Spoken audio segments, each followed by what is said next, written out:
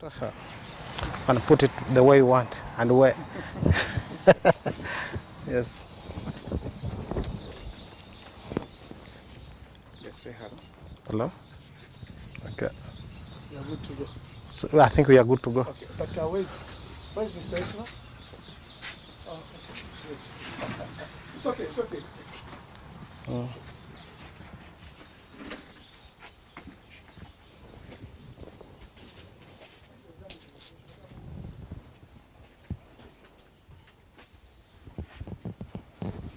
Are we okay? Okay. So our dear visitors, you're most welcome. We are very grateful to have a team, a big team that we have that we are having now. I'm Godfrey Bogere. I work here. This company is called Sulma Foods Limited. We are located at Ruoji in 2 sub-counties. One sub-county is Butuntumula and the other one is Ruwero. This side is Butuntumula and the other side is Ruwero. We are in Ruwero district. Sulma Foods is an agribusiness company that does the production and exportation of fruits and vegetables. We also do value addition.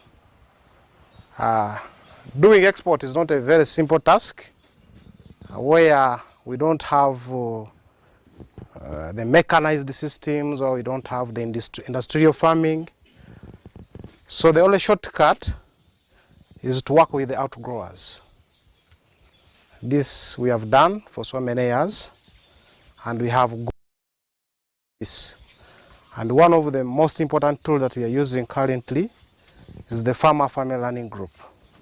So when time comes in, I'll come up and explain to you how this tool works and how it has boosted us from a certain level to another level. So briefly, I think, shall we have self-introductions?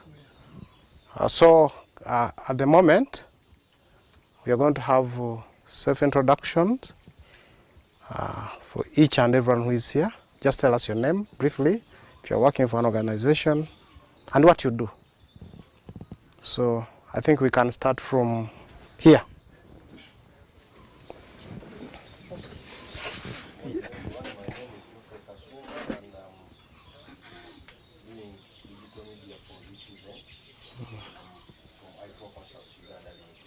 Good.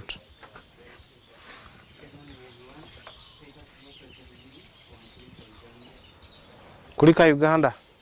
Okay. A farmer. From which district? Oh. Yes.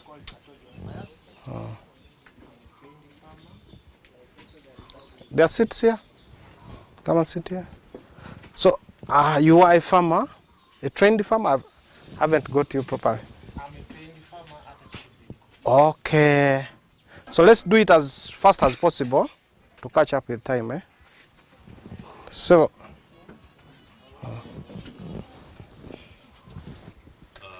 Common name, Big Ben. Botanical Ben Bwai from Bali.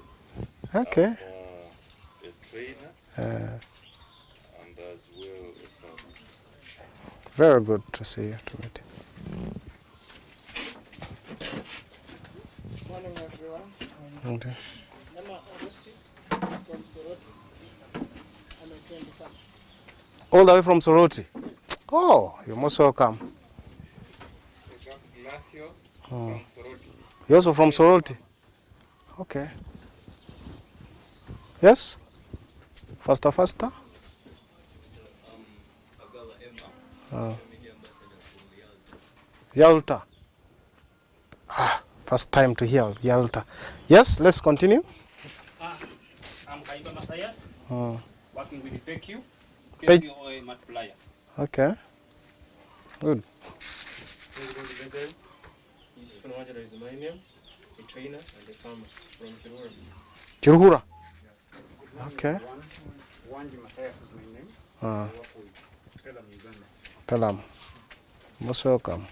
My name's Yekas Robert from Caravan Caritas. Caravan Caritas. Farmer from Lakai. Asimwe Jole is my name, from Wakiso Town, from Itungo Pastures. Okay. Pasture multiplier. Okay, that's good. Good morning, everyone. This is the chemist from farm Working with Kulika. Yes. Good morning, everyone. Sozi Filimon from Nakapanga Coffee farmer. Senkando Alex, a farmer, the deputy doctor of this school. Good. From Lakai. Yes, the chairs here. Sodu from Malaki. I'm a farmer as well as a multiplier under CC. Okay. Let's squeeze a bit. We'll put this. Okay. Squeeze a bit.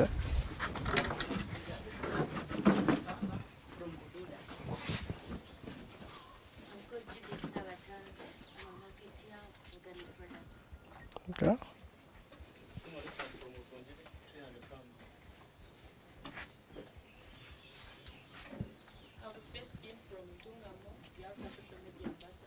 Okay.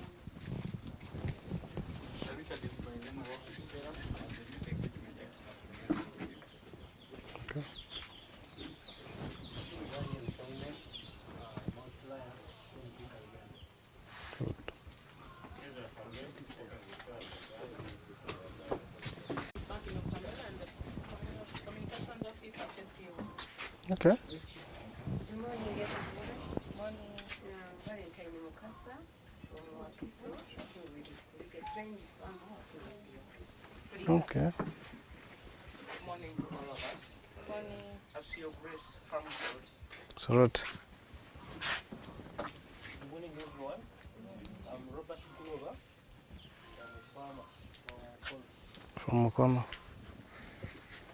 Greetings, everyone. Aloy Peace Wadmon. I work with Kalam under Finance Department. Oh, that's why you're saying that one there. And security next to it. Good morning. I'm Mary Lyron Twidire and I work with Pelam Uganda. Oh, Irire. Good morning to all. Natume Hadia is my name. President Yalda.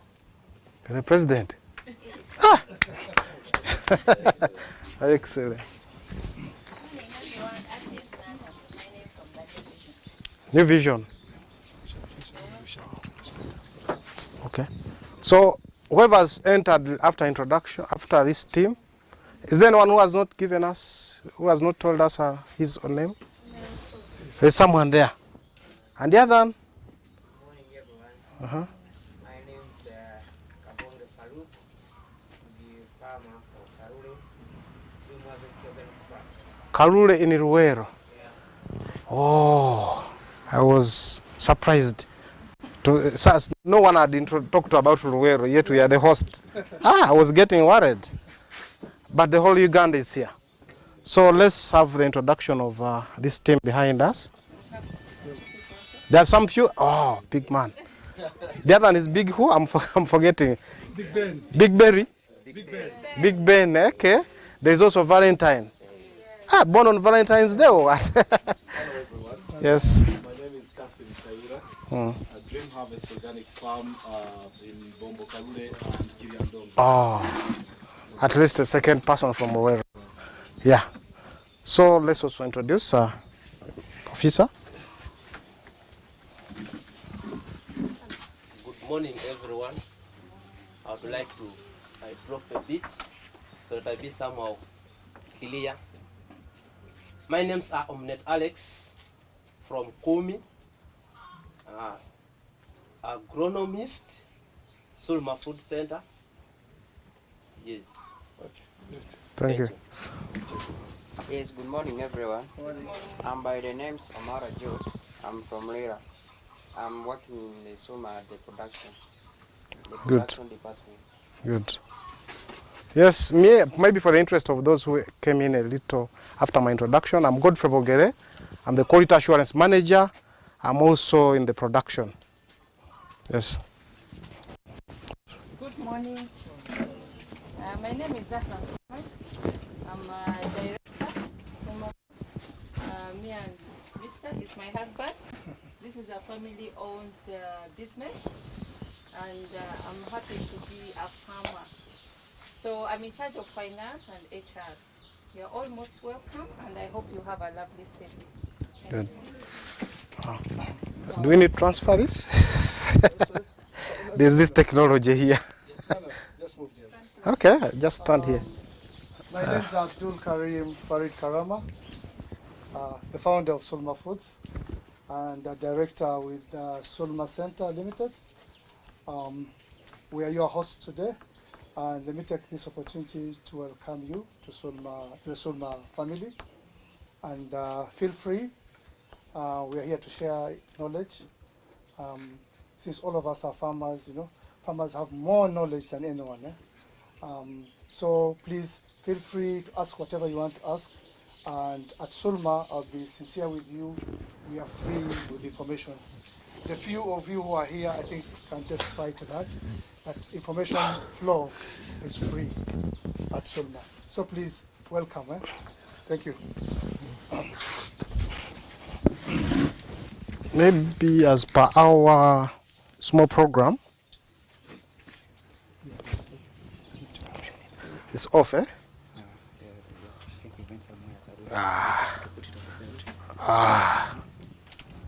You can put that. Let me put it. I put it. Don't worry. Technology is killing us. Now, what is next on the program?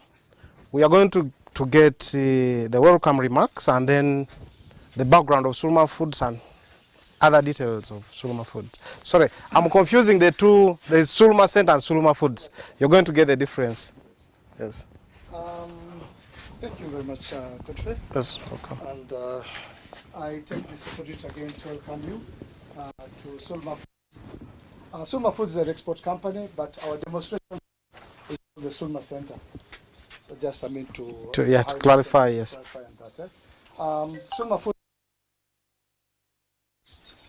I started as a sole proprietor, and later on, I think it was in 2005, my wife came on board, and today, as we speak, my children and some of my brothers are on board. Right? We started as exporters of fresh fruit and vegetables, and then first as traders in that. Then later we decided to become part of the farming society, and we relocated to Luero in 2002.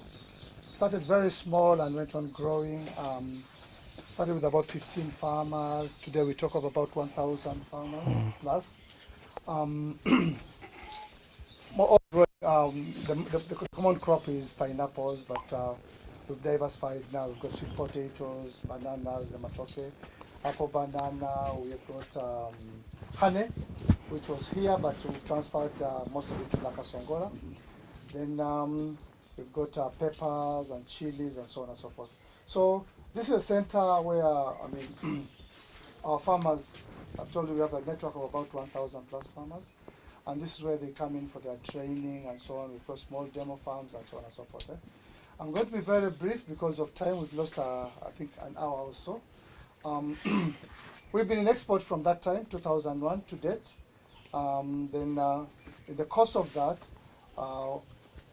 the center, we really, before COVID came in, we really thought of ways to build onto the center to be a center for organic agriculture, agritourism, and then center for enterprise selection. We've got specialists here. If an entrepreneur is interested in an enterprise, so you can come and see the line of enterprises we have here. Then we can guide you towards that goal of yours. So we do, as a center, we do internal control systems for farms. For farmers who are interested in having internal control system for organic agriculture, we do that. We do build internal organic standards for farms and also other companies. We also do that, what we mentioned, the, you also mentioned the enterprise selection. We also guide on organic agriculture principles. We've got very good staff who can do organic inputs. When I talk of organic inputs, I'm talking of biologicals. We're able to do to culture several microorganisms which we use on farm, and then we're able to do the composite and so on and so forth. Currently, there is the hype of avocado, and currently we are guiding farmers towards growing Hass avocado, and we have a nursery on place. We've got a mother garden. It's in its infancy, but I think from next year we'll start getting our science from our own mother garden other than importing from Kenya. So in a nutshell, that is Sulma. Then we also go ahead, since we work with quite a good number of farmers and so on, we do exports of fresh and we also do value addition.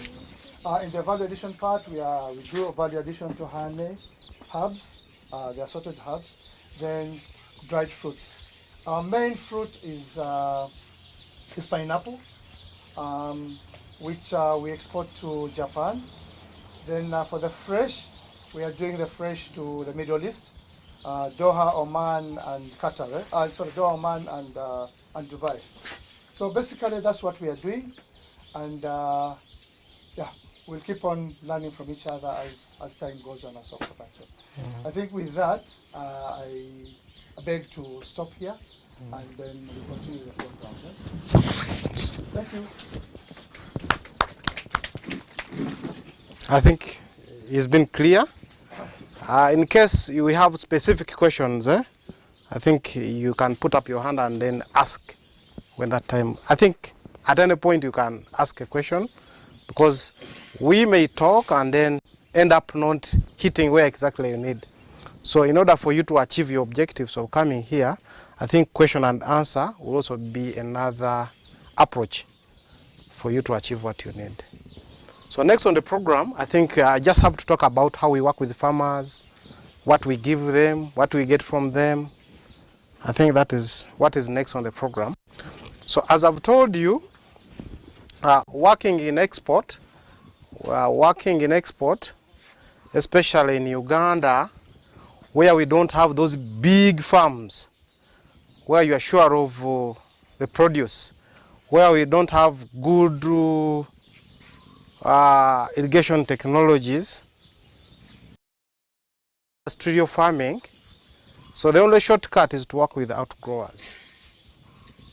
That one distributes the risk and you are sure of the product. So having worked with farmers for so long, we came up with a tool which guides us through the different farmer groups, the producer groups. And that tool, we call it the Farmer Family Learning Group, FFLG. FFLG, Farmer Family Learning Group. How does it work? We identify someone, and that someone is called the external facilitator. Are we there? That farmer is called the external facilitator, who does the mobilization of the group, the producer group. After we have trained that external facilitator about what we need in terms of quality, in terms of the product or enterprise, and then that external facilitator goes down to the farmers and then does the mobilization. Normally the mobilization is the group, a producer group is between 25 to 35 farmers. So they are taken through series of trainings depending on which product which enterprise they are doing.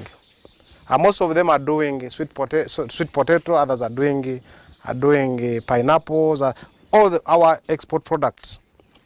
So when he does the mobilization, we do trainings to that particular farmer, farmer group. One of the trainings is on group dynamics. We take them through group dynamics.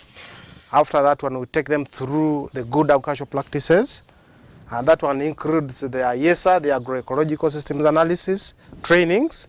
We train them in the field hygiene. We train them on organic management, the organic principles.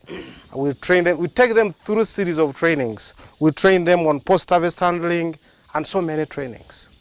So when we feel that group is ready to work with us, because as that exercise is going on, we are also doing the monitoring, we are training, we're registering. So in that process, we are coming up with a good source of our products.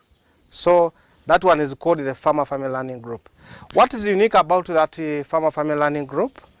There is less use of extension service providers.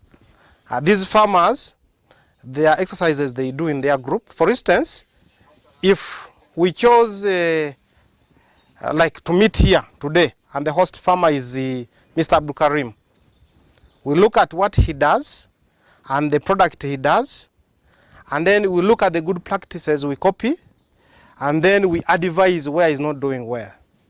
Then the next day, that group chooses another host farmer. The next weekend, because they normally weekly and others after 2 weeks. So they choose another host farmer, and that host farmer prepares for the visitors after 2 weeks or after 1 week, depending on the design of the group. So when lapses, this team, they know the time, they go and meet at that particular host farmer. They look at the good practices, they copy, because they visit the farm. For instance, if they saw banana being done here, the next time they are going to visit the other second host farmer, they are going to see a different crop. If it is, say, sweet potato, if it is, say, apple banana, we copy the good practices from that host farmer. We advise where he does where the practices are not good.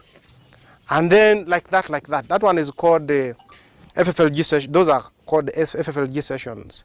They sit, they talk, they minute, and then next time they choose another host farmer. So that is one of them. Then the other exercise is called the exchange visit. This is where a group decides to visit, because the group is of 30 or 25 or 35. So where they can decide to move from one village and go and visit another group. So in that process, they are getting ideas, they are getting new technologies from the fellow farmers, but of a different group. So as that, it is very, very, very effective, because farmers have all the solutions. Farmers have, because in case someone has a challenge here, out of the 35 farmers, one of them has met it before, and he has a solution, or she has a solution. So in case of that challenge, it is solved there and then. Is it okay? Are we together? So that is the approach we are using. You use less extension staff to minimize the costs, you know. Apart from the trainings, we put in the cost of trainings, but still you save compared to the number of field officers who would be working with such a big number of farmers. So that is how that approach works. In case someone has a question around it there, I can answer it there and then.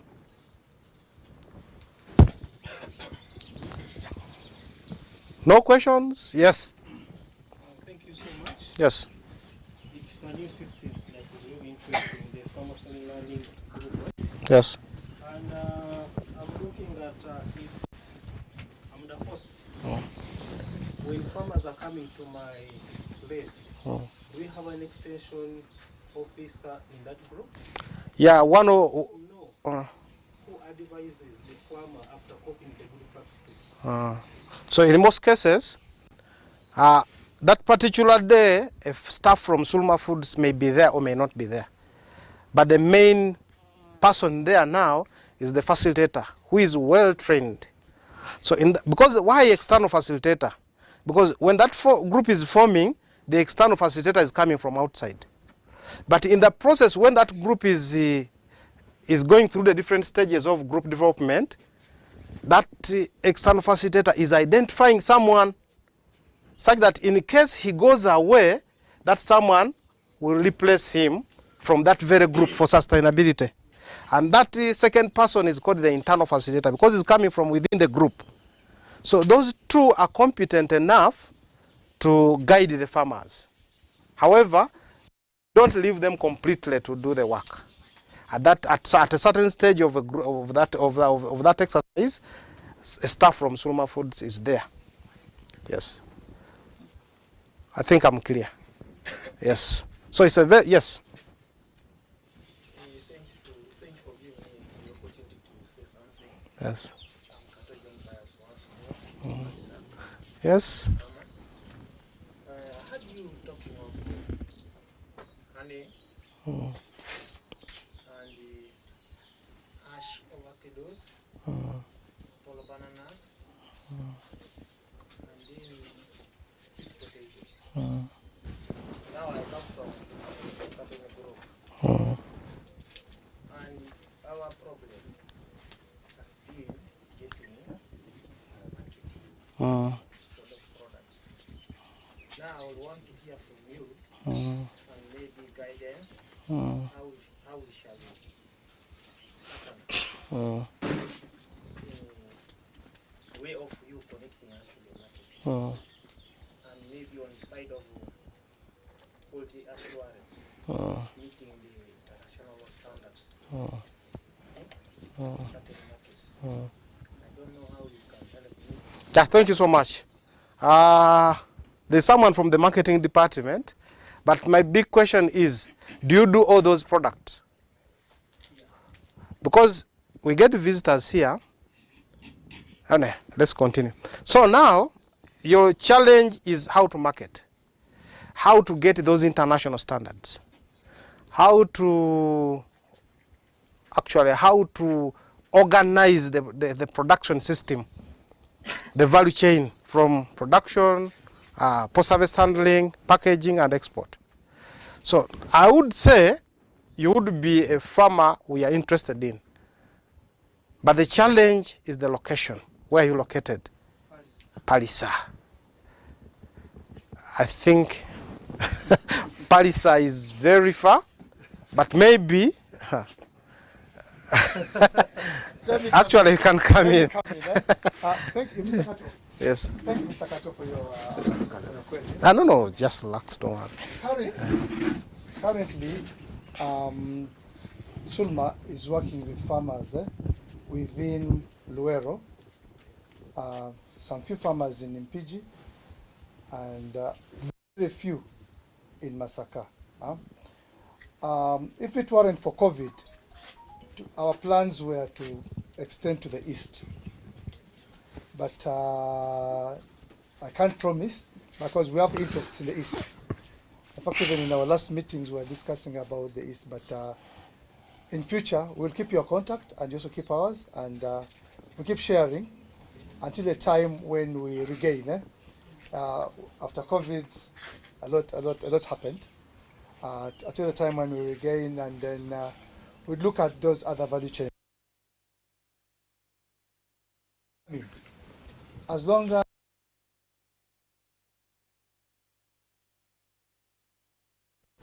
that we can take up, our production team can come and take up that group and guide it to the right quality we are looking at.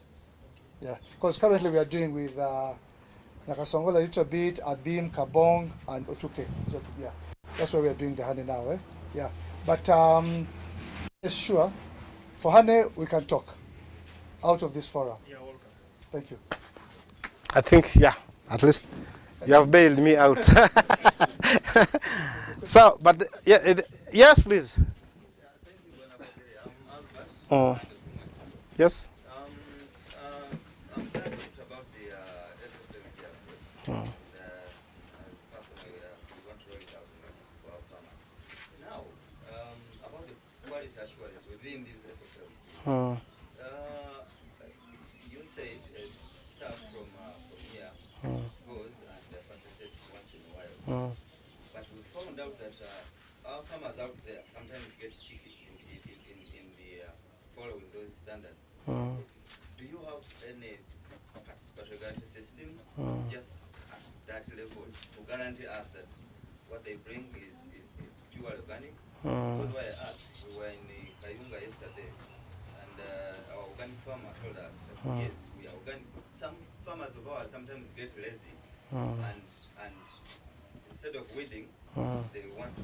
They use the herbicides, yes. Those guarantee systems give their quality assurance here at Sulma. How do we set those ones up at the grassroots to guarantee 100%, so that I can also copy and roll it out in my. Yeah, now we are using that tool, FFLG, but still we do an extra mile. The most important thing, because farmers change to organic for 2 reasons. Did you know that? And number 1, farmers change because they need money. You tell them, go organic, I'm going to buy from you. You don't buy, they violate. You see? So that is number 1. Then the second reason why farmer adopt those standards, they like the organic standard, is the mindset. After someone fully understands that, you know what, when I do organic, these are the benefits. When I do conventional, there are risks. Food safety is compromised, everything. So people, if someone changes because of money and you fail to get a market for him, automatically that someone is going to deviate. You see? But if someone changes the mindset, even seeing that bottle of herbicides, he will be hesitating to touch it. So now in a situation where farmers are doing and deviating, that maybe they changed because of money. 2, we buy from our farmers. We tell them, you're doing this, we are going to buy from you, and we do it. When we get challenges of the market, we call them and we communicate to them. You know what? Because of A, B, C, D, E, F, we are no longer able to get the markets that we had. Please, if you have somewhere, you can sell. But before that farmer sells outside, he calls you. How about today? Won't we have a consignment? Like today was supposed to have yesterday was supposed to have a consignment which didn't take place. So I think space, what? I don't know. So farmers, before he sells a product to someone else or produce, he has to communicate to you. Because you are buying from him, then you have to show a difference between a farmer who is doing conventional and a farmer who is doing organic. That one comes in when it comes to prices. Today, when it's a bumper harvest, like a heap of pineapples, like 6, 7, they can buy at 2,000. Those are the markets. But how much do we buy a piece of pineapple from? The list is 1,500. The highest is 2,500 a piece. You see? But when those traders, when they see farmers crying, that's an advantage. Those traders, they come and bulk, they put heaps, and then like 5 pieces of pineapples, they can give you 2,000, 3,000. But here, for our farmers that we work with, a piece, the smallest is, he has told you. So then the other thing is, we do how do I call it? Is it a rapport? We have a very strong bond between us and the farmers. Because of the location, because of what farmers go through. When they get challenges, we are there. When they are doing weddings, we are there. So we created that bond between us and the farmers. A farmer spraying is like, is betraying us and is betraying himself. You see? So there's that rapport, that bond that we have created for the time we have worked with the farmers. And the other thing is we do community contributions. In case there are challenges, for instance, the most recent was contribution towards the borehole, where from the community they wanted a certain percentage, and then the district also adds, and then they give you a borehole. Those are the things that we put. That's where we put our efforts, and then eventually we win their hearts, and then they work with us. Yes. Okay. Also add one. Yes. Thank you very much. My name is Omnet Alex. Oh, they want me here. It's okay. So, first of all,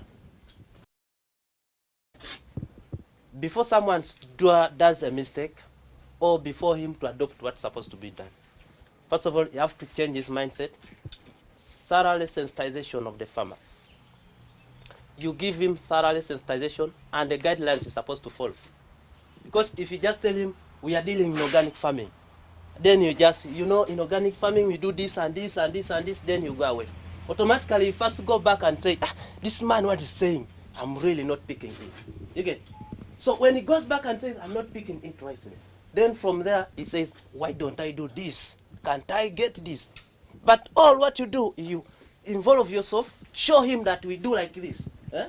Show him what's supposed to be done. When you're showing him what's to be done, automatically he'll be changing. Changing. Of course, he moves, bend, go back. Bend, go back. So when he comes back like this, he becomes stable. So before becoming stable, you will be still checking this side. Should I go here? I come back here. Eh? But if you continue giving him advantages, the solutions, the ways of going on how to adopt that system, automatically it will change from there to the other stage where you want him to go. So when he has decided to change, automatically you expect to produce what you need. Thank you so much. Maybe let me add on his point. Thank you. This is how we started it. The first farmers I found here, I used to ask boss, how comes that this name is, for instance, there is a farmer who is called Sandy Robert, but in the books we used to see the names of the child. Then I asked, how comes? Because by the time the company started here, by the time we registered the first group, they feared. They said maybe this people want to take our land. Maybe there is something. Maybe because they used to sign we have agreements. But farmers would fear to put their names. They put the kid because they are fearing you might take their land at one point. You see, instead of son Robert, you see a son. Instead of so and so, you see son's name. So there's that fear in the beginning. But after some time, they eventually trusted us, and we are working with them without any challenge. So then the other thing, what we used to do, we used to put so much literature in the agreement. We needed this, we needed this, we needed this. You put the price. Then the farmer, he works with you, you're buying at 2,000. When he gets someone who is buying 2,200, he's going to sell outside. You see? So we all changed those, and then we decided, no, let us put the minimum price. So that one also worked for long, but the most important thing is someone to understand you, how much you're getting as in profits, and how much that farmer is going to be paid. Actually, before they sell to outside markets, they first confirm that that particular day you are not going to do a consignment or processing. You have a question? Yes, two very quick questions. Yes. The first question is regarding the organic farming. Yes. How long does it take for land to be cleared? Because I might go into land, buy land that has been oversprayed. I come in and I want to start organic farming. When does the land, because it might be that whatever I'm doing is correct, but I'm doing it on land that has already been dealt with in a different way. That is question one. Question two is regarding the products, the final outlet for products. Sulma Foods exports fresh fruits. I'm looking at dried fruits because, like in Europe now at the moment, there is a bigger market actually for dried fruits as opposed to fresh fruits, because the fresh fruits have a very short shelf life. Yes. Yet, if they were solar dried, for example, with the right quality, you actually have a better chance of selling to a bigger market. That's one, but also for a longer period. Okay. Has that been worked out as a policy of helping farmers to sort of see that comes into place? Thank you so much. To answer the first one, the conversion period. The conversion period depends on the histories of chemicals. If it is land that has been there, untouched, it's not under production, then the risk of chemicals is not there. But when it is land that has been under production, and you need that land to be certified organic, that one takes. Sorry, what do you mean when you say it's not been under production? Is it if, for example, I can answer. It was just land used by pastoralists, but then I'm coming now to put agriculture, put avocados there. But it's just been cows roaming around, and they would use the spraying to sort of kill the grass. Would that be land? Let me be clear. Okay. So now, it is land. If it is land that has been under production, that land may take between 1 to 3 years. Most so if they have been using chemicals, it will take you 3 years for you to convert to organic. When it has been a forest, a shrub or what, not under production for some time, that one will take you we call it a retroactive certification, where there is no conversion period. Yes. So if you intend to have that retroactive certification where there is no conversion period, that one means the day you start farming, the day you start clearing, the day you start those activities, you need to have contacted the certifiers to come and witness, yes, that this land has been virgin, it has not been producing anything. But still, if you have done some half of it and then you call them, they will still come and see and find out whether there has been production before or not. Still, after during the exercise of inspection and certification, that process, still they take samples of different things from the farm to go and take them to the labs to test where there are some traces of chemicals. Yes, so all those ones contribute to the conversion period. I think I'm clear. Yes? You have a second question? This, yeah, sorry. Okay, thank you. Your second question comes to market. Yeah. We are doing fresh, yes. We've gone to the extent of value addition. And today, I think value addition is taking, is now doing, I think, up to 40% of our sales. I think you're missing away from the camera. They want to see your face and you're hiding behind the pole. Sorry. Let me get back to you. We've been doing fresh for a long time, but some 5 years ago, we started value addition. So we do value addition to pineapples, apple, banana, jackfruit. And during the mango season, we also do value addition of mangoes. We also got herbs that we do. We're doing rosemary, peppermint, lemon balm, Murondo. You know, the home of Murondo in Uganda is Ruero. Bremes is the home of Murondo. So there's a lot we are doing, and most of it is going to the UK. And then the dried pineapples we've got. We've got a dried banana and dried jackfruit to Japan. All that is going to Japan. So we've gone to that level of value addition, and that's why I think most of our visitors here have really come to look at that process. The potential for that. Yeah, well, sure. I'm from the UK. At least that's why I was worried about the mango issue has been quite big. Yeah. So I was wondering if from these maybe there is something that can be done, especially in areas where you have so many pineapples going for so little. Yeah. In a high season. We are working on that. All right, thank you very much. Maybe to add on that, there are some markets also we have rejected because of the sizes and the capacity of the machine. The market is too big and the capacity is a little small. So such markets you can't put commitment on them. Yes, so I think that one is also very important. Yes, but so far, yes, huh? Madam. After the madam, the other mister, and then you. Yes. Thank you very much. Yes. I think my interest so much goes on pesticides. Pesticides. We would just like to know how effective these organic pesticides have been so helpful to you in your production. And also maybe on that very note, I would also like to know, because some of these pesticides sometimes could be picked also from this conventional land. Does it affect on that note? Not understood? The last one is not clear.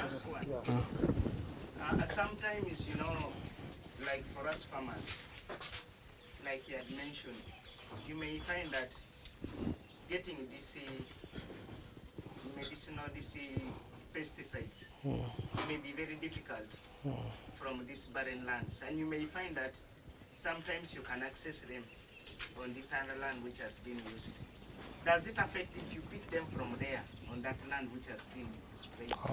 Picking what? The botanicals? Picking the botanicals from the sprayed lands. Okay. Yes. Well, let me come in. Yes. About pesticides, organic pesticides are effective. I'm talking of botanicals. With technology now and a lot of research, today organic pesticides are really working out well.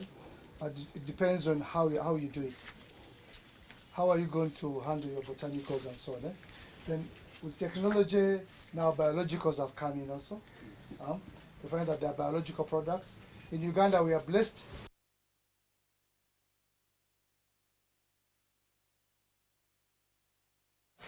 They're producing up to, I think, 15, 18 strains of. So it's very interesting if you want to visit Masindi. We've also got milkweed. They're also producing the trichodermas, the metrrhizium, and so on.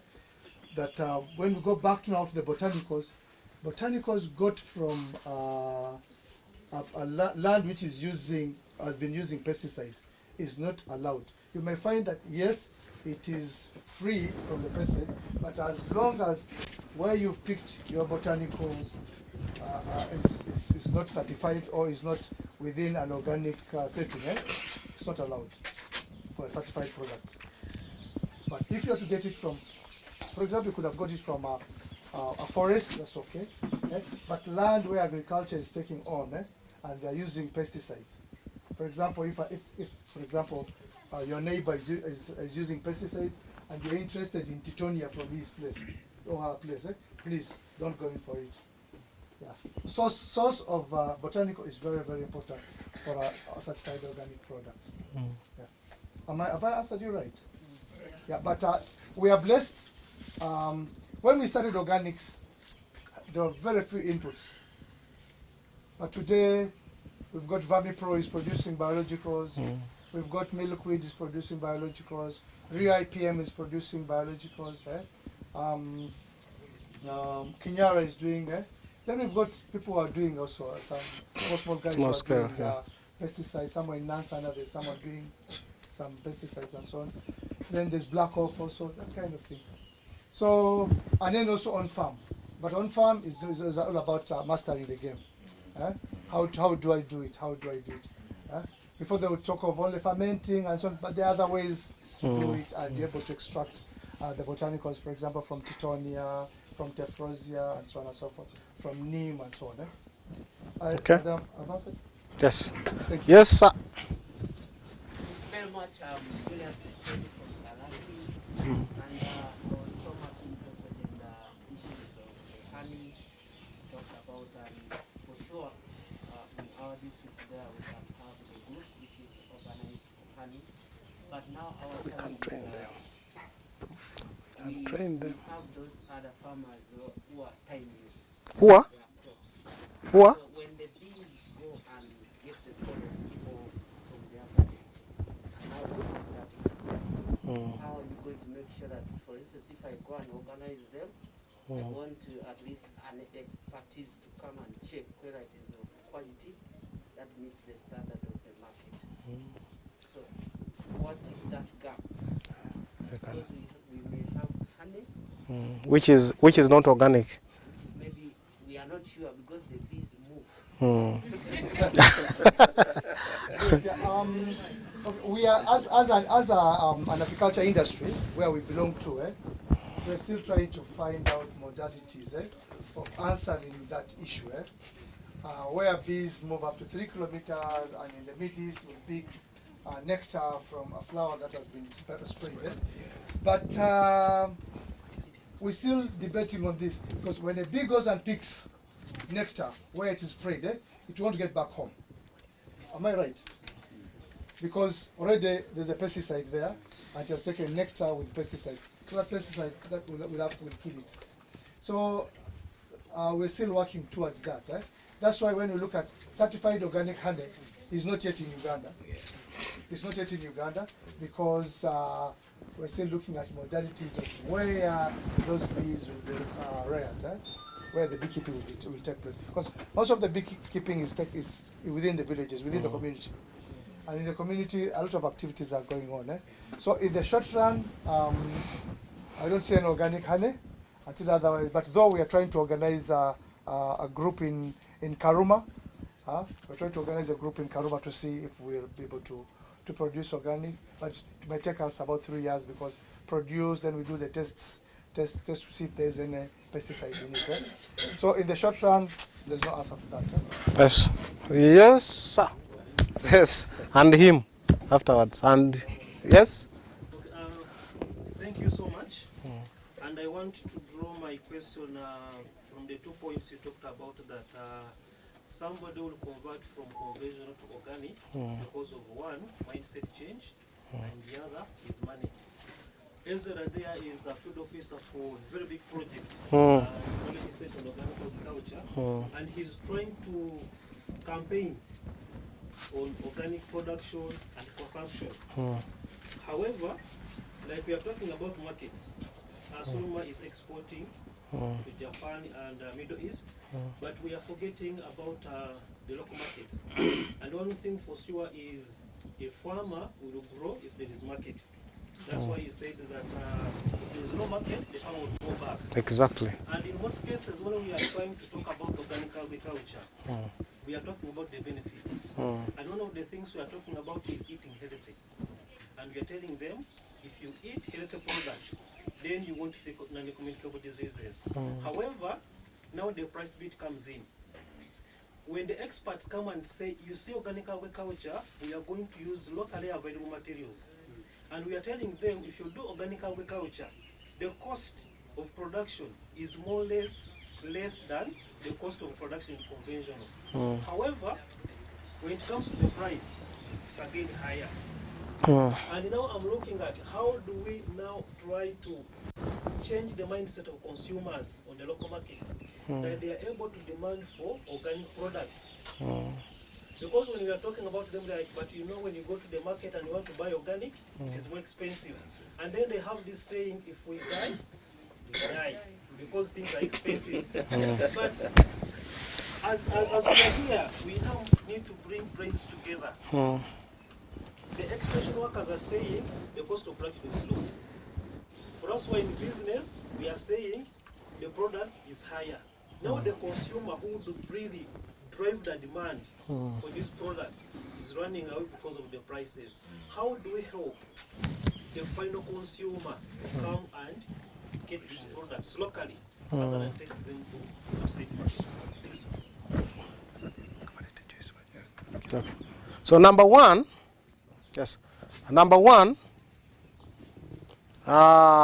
we have a challenge in Uganda. And the biggest challenge is awareness.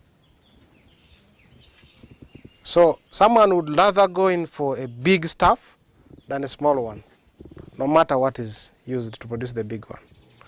So, yes, now that is my work and your work. You're getting it? So the advantage of, because when you go to those countries, they are already aware of what is organic and what is not organic.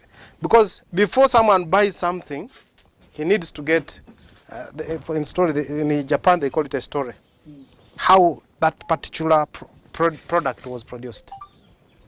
They need to see what was put there. That's why those people, they know the benefits of standards. But today, if you labeled a product fair trade, how many consumers will know the meaning of that label? So the level of awareness is low.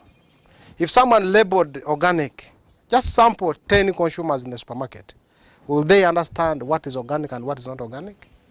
So that is a big work that we are supposed to do as a team, and it has been done because it started very far. It has been done before. So we are thinking maybe with time, the population will increase, the awareness will increase, and then the consumption will also increase. What makes organic expensive? There is that, because you may not be organic unless you are certified organic. You may be organic, but not organic. So to prove that you're organic, there is a certificate that you get. So the process of getting that certificate is also costly. So that cost is also added onto the product. Then again, these farmers, because they are doing what is good for the environment, are we there? Because they are doing what is good for for our safety and then for the environment, these farmers need a motivation in form of price. They need to see a difference. When I do this, what do I get? Because imagine someone weeding an acre using a spray pump, 3 hours is done. And someone is going to do it manually. It means it's going to incur extra labor. You get it? So how do we appreciate that someone? By putting at least some premium on his or her product. Is it clear? Or why it's not clear? Yeah, I think it's clear. So what is important to note is the level of awareness in Uganda is not as good as the level of awareness in those other countries. Yes. So we need to do mass campaign, we need to do promotion, people need to know what's organic. Actually, we were in one of the meetings in UNBS, they said, how do we stop this chemical? Because farmers, after harvesting tomatoes, they put chemicals again. They said, you know what? We should start with Kampala and start looking for those tomatoes, and then we do the sensitization. But eventually they said the budget is small. They said we are understaffed, so they could not implement that. It was a very good suggestion, but they could not implement because one, they are understaffed. Two, their budget is also small. So wherever you work, if you can talk to someone, the message can move slowly. Yes. Yes, sir, and Madam who? Madam Nogam. Yes. Yes, please. Yes. You have talked of some farmers at times deviate. Sometimes they do. Deviate away from. Yeah, the deviation, yes, from organic, yes. And at times those ones who maintain the relations. How do you normally handle them in terms of fair trade? The truth is, let's not talk about trade. Fair trade is another standard. Let's look at organic. If someone deviates from what we need, how do we handle? We have an ICS. ICS is the internal, it's a manual that we follow. If you do something wrong that is not in line with our systems of production, there are sanctions that we give you. If, for instance, if you use chemicals, we call you. We talk to you, you know what? What you did, we can no longer buy from your farm unless you are willing to go again through a conversion period. If that farmer says yes, we still start monitoring that farm. Then the other very important, let's pick that juice as quickly as possible. Yes. So the other important tool that we use to make farmers move on track, we don't mix their products. Yes. So you do it at your own risk. So each farmer is having his market. We have a coding system where each farmer is given a code. So which means if you do what is wrong, your product is going, your code is going to be affected. Because if you find that someone is doing wrong and we have brought the inspectors, you have violated the system, it's not the whole group to lose. It's you who has violated to lose your market. Imagine if those people are buying 5 pieces of pineapples at 2,000 and we are buying one at 2,000. You need our market. So because you don't want to lose our market, then you do what we need. I think I'm clear. As brief as our president is going, she's going to come in. Yes, madam. Sorry, madam. I'm forgetting her name. Madam Nogam. Yes. Yours is small. From a farm.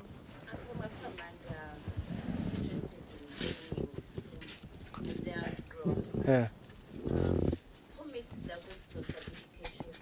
Oh. Who meets the cost of certification? That one is two-way. There are situations where a group is strong enough and has good leadership, they can do their own certification. But in most cases, the company is the operator is the one that meets the cost of certification. Is it clear? So if it is a very strong group, they can work on their certification, and then they can work on that process, they do the documentation, they do everything, and then they call the certifiers. and they agree and then do the inspection and get the certificate. But in our situation, where our groups are not so strong to that level, we do the registration, we do the monitoring, we do the inspection, we sign with them the agreements, we do whatever is needed in that line of certification process, and then the cost of certification is paid by the operator. That is the Sulma Foods, yes. Is it clear? So Thank you. Is there a minimum then, sir? Minimum what? If minimum size to the farmer wanting to join, probably is it 5 acres? Number one, the size, yes, is very important, but the most important thing is the location. If you are outside the area of operation, it may not be possible because the cost of monitoring you may be very high, yes. But the size, if you're a progressive farmer, then the size is okay. Half an acre is okay. Because we are expecting after half an acre, you're going to do maybe 2 acres or a full acre next time. So if you're a progressive farmer, then size is not an issue. But the location, and then we look at some other factors also. Yes, some other factors also. Yes, President, I think I can I can sit down as we wait for her question. Thank you very much. Yes. I have 2 questions. The first one is, how do you handle a yield estimate to reduce the risk of contamination at farming? Thank you. Because farmers are very wise people, you could find I'm organic, my sister is not organic, have a good market price. And then you do business. Get hers, I add in mine. So how do you handle? Let me first answer that one, I think. Because how do we handle that? Because farmers are also business people.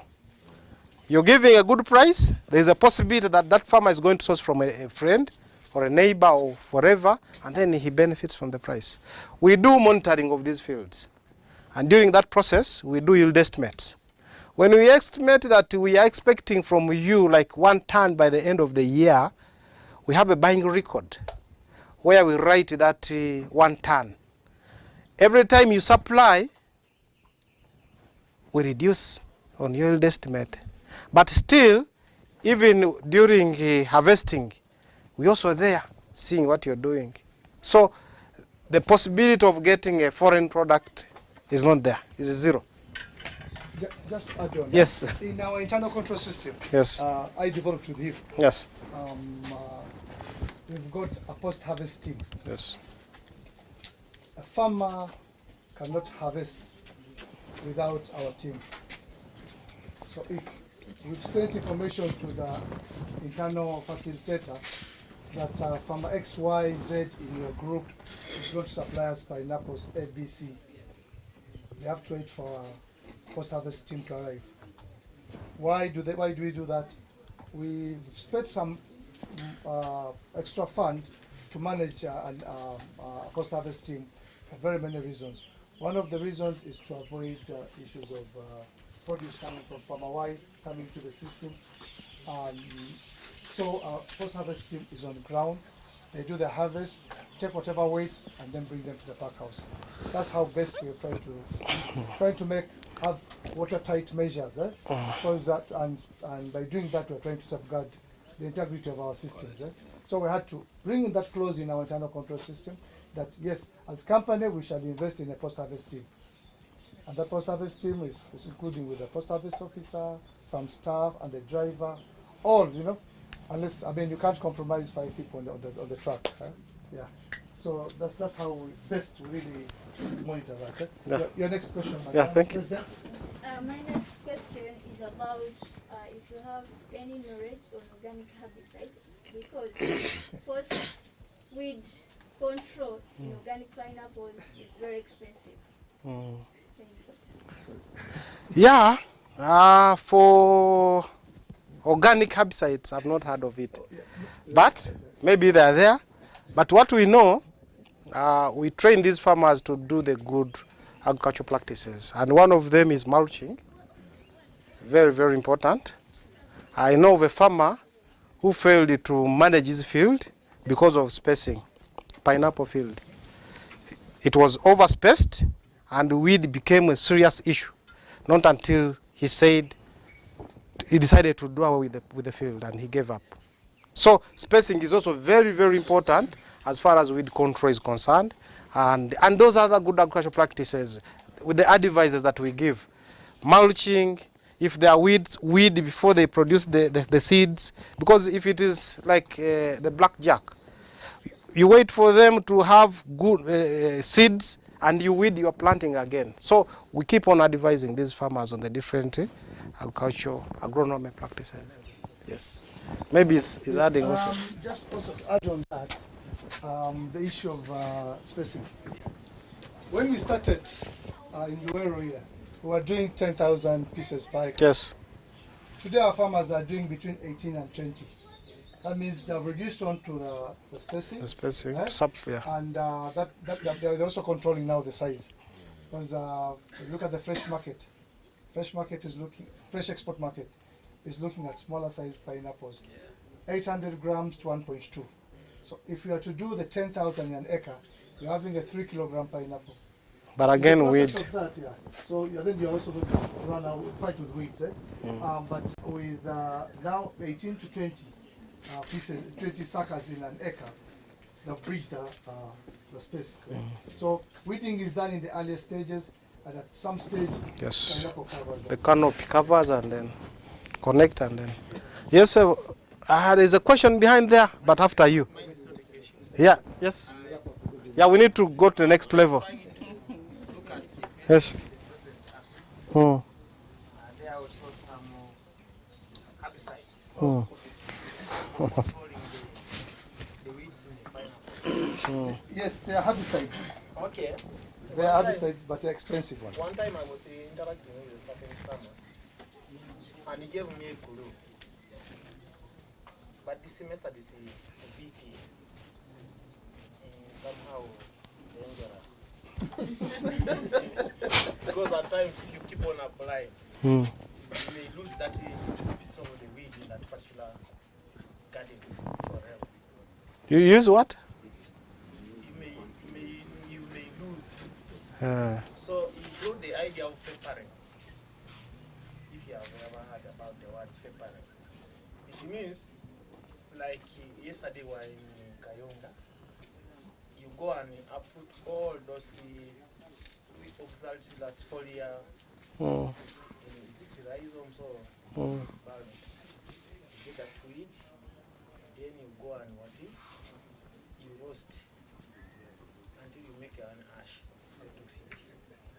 Then, within a year, you can apply the field where that particular weed is. You just spray that ash. And you continue the second season, you also do that. Then the following year also you do it in the first season and even the second season. You will find that the weed population will just go by itself. But don't plant that method in some particular weeds which you think they are also beneficial for you. Like maybe grazing, like this cotton grass, maybe this junior grass. And it works. And when I questioned him, how did you manage the cotton grass in the other side there? He told me that's what I did. And yes. It's a very good method of doing it. Yes, maybe I have to say this. As if we are organic farmers, I think we wouldn't have thought of using herbicides. Because organics stands on 4 principles, which I think you already know. And most so the principle of ecology. We need to keep a living ecosystem. So once you use something toxic, you're going to kill the microorganisms in the soil, which are very, very important.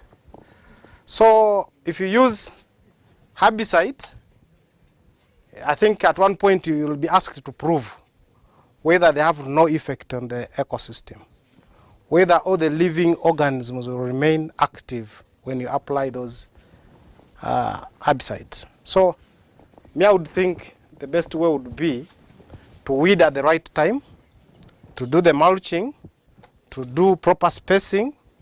That is it, because we need everything living in the ecosystem to be living. So some things may be toxic to the ecosystem. So as you do any practice in organic agriculture, make sure that you don't deviate from the 4 principles of organic agriculture. Once you compromise one of them, you are not organic. So the principle of ecology, the principle of care, the principle of health, and the principle of fairness. Yes, Sebu, at the back. I think the last 2 questions, and then this one's going to be the last. Yes. Yes? My question is about the size. Because you told me The size of? Like the outgrowers. Yes, yes. Like the size of the garden is also important. You know, outside there, it's a challenge. People think organic farming is done just on a scale. Just on a small scale. So how have you been able to like go about encouraging them to do organic farming on a large scale? Because when you go out there, when you're training, you're like, issues of organic, you just need people hobbies. But when it comes to commercial, don't bring the organic. So how do we do it for these people to be commercial? The principle is very simple. We don't encourage farmers to open up 10 acres at one go, 5 acres at one go. But we encourage sustainable production. So at a certain stage, you are planting. When these pineapples or what, they grow at a certain level, then you do another planting. It can be 1 acre, and then 2 acres, then in a sequential manner, so that you remain in the market for a longer period of time. As this first acre is phasing out, the 2 are starting. As the 2 are phasing out, the other one is also. So that is how we do it. But we don't need someone to come here and he tells us, you know what, I have 100 acres, I'm organic, come and buy from me. It will mean that we are going to leave all these other farmers and come to you. But at one point when you're too big, you may also decide to sell to other markets and ignore us. So for us to distribute the risk, we need to work without growers, but in a sequential way of production. I think I'm clear. Yes, that's how we do it. The last one, the last one. Yes. So I'm also concerned about the weeds. The weeds. And in my experience, I saw on a certain farm somewhere, they were growing strawberries.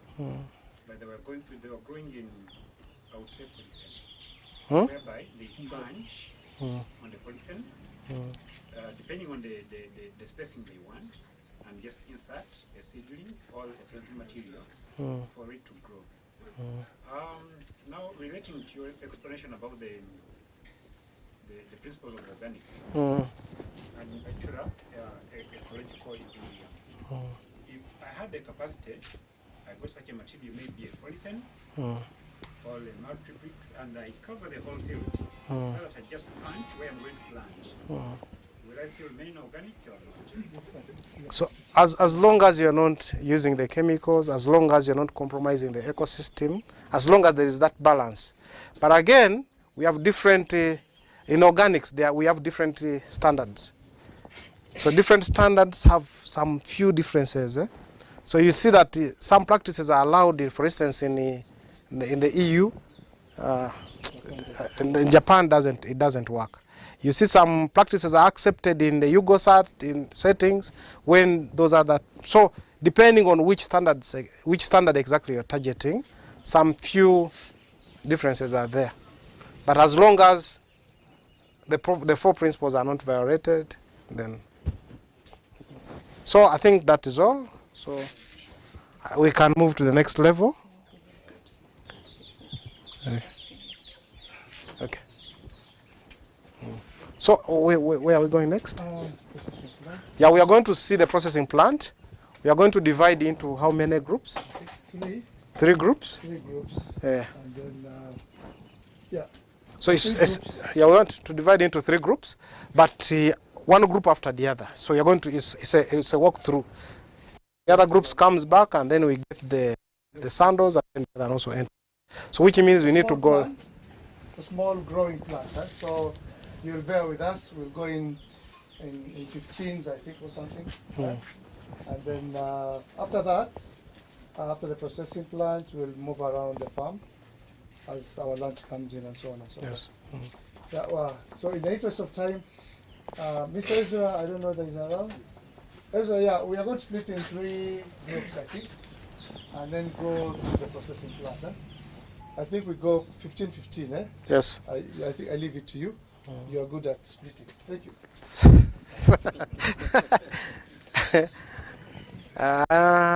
Can we move with the all groups? Okay. No, so let's count 15 and then. And then other 15 will follow. Like Well, that. the other 15 will follow. So the first 15 will follow him. And as you go, please pick your cup, the empty. We have a dustbin near the gate. Just drop it there, yeah? Please. Oh, if you had something, we'll collect it from you. Okay, okay. Yes, so you Okay. follow. So we 15. we only need 15. Someone can count. The team leader can count. 15 already gone. 15 now. Yeah. So you lead them. I You take lead them, then eh? I'll come with you. Okay. Okay, the next. More two are needed, eh? The next 15 will follow me.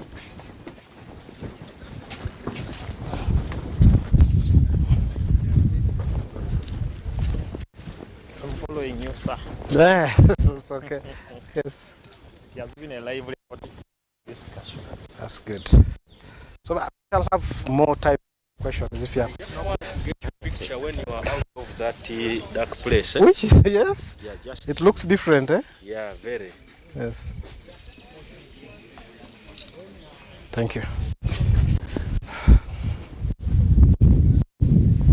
So, where are we entering from? Where's Miss Abdul Karim? We are waiting for him. We are, I don't know. Let's wait for him. So, I think the first 15 should not mix with the other 15. What is the spacing you use for pineapple? People share from one by one, by double row, 2. Yes, 1 by 1. Then by 2 others put 1 by 1 by 1.5, like that. That gives you the 18,000. Depending actually, but 1 by 1 is okay, and then 1.5, the big roll. Okay. Others put 2 in the big one, but 1 by 1 is a good standard. You get reasonable size, and then weed is suppressed.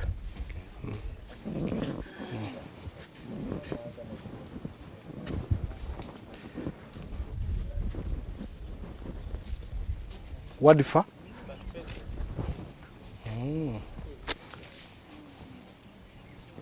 From Bushenyi, Kabale? Wachiso.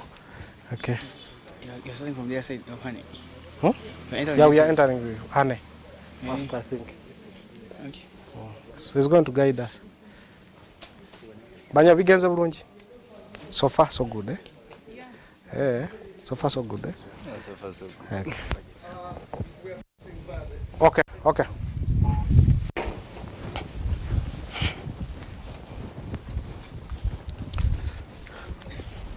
So janga baduka emisinde.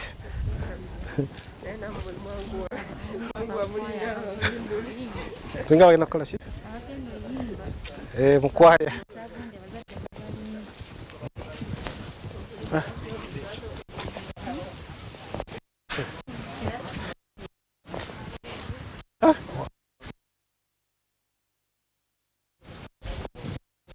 Gwa.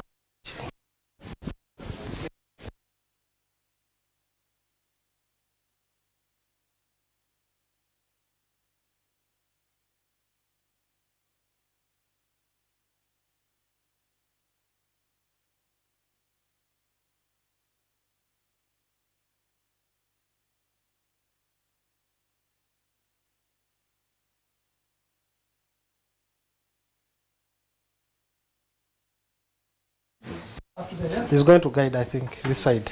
I give you this.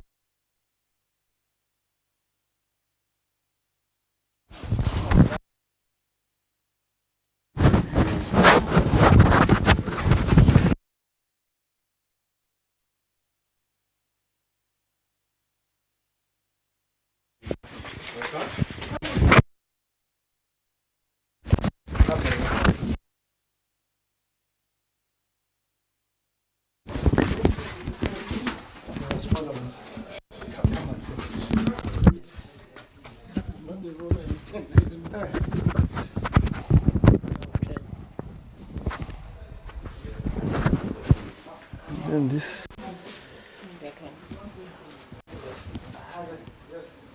Okay.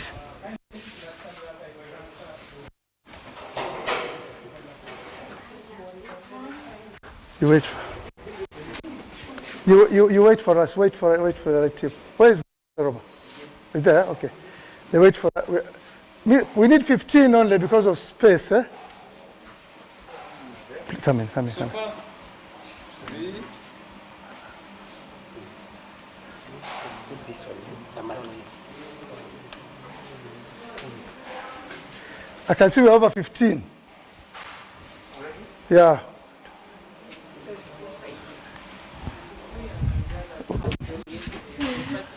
I don't know where they came from. The number is already full. The number is full, we wait. This is serious. Okay, I've counted even Yeah, there's one that brought you. I don't know. This one is a different. Okay.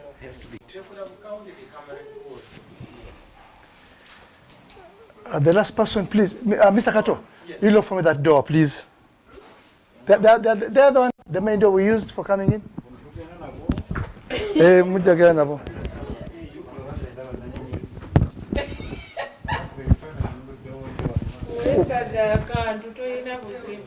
Have you all got?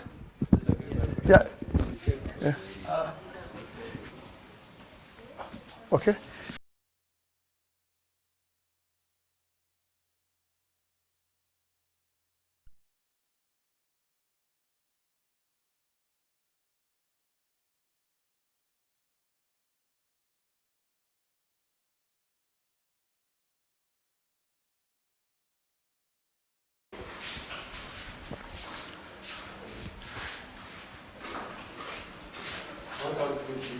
Sorry? You can take pictures, no problem. Can you move? You see, the number.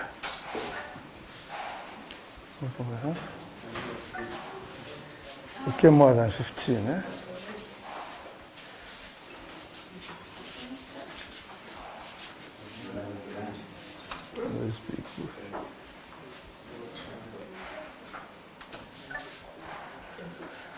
I mean, you didn't put on sandals, you didn't get? Okay. Okay. She forgot to put on. I should get. He forgot. Peter, get us a pair of sandals there. Eh? Bring the small, eh? The number they came in, this one will fit, I think. Eh? Oh, bring that, there's that one there. Where's Madame? Is Madame here? Oh, sorry. Okay, let me just come in. Ladies and gentlemen, you're welcome to our small honey processing plant. It's still small, but it's growing. In here, we've got the in-charge, Gilbert Oroma. But in the interest of time, I know he will talk a lot. In the interest of time, I think I take over from him. Eh?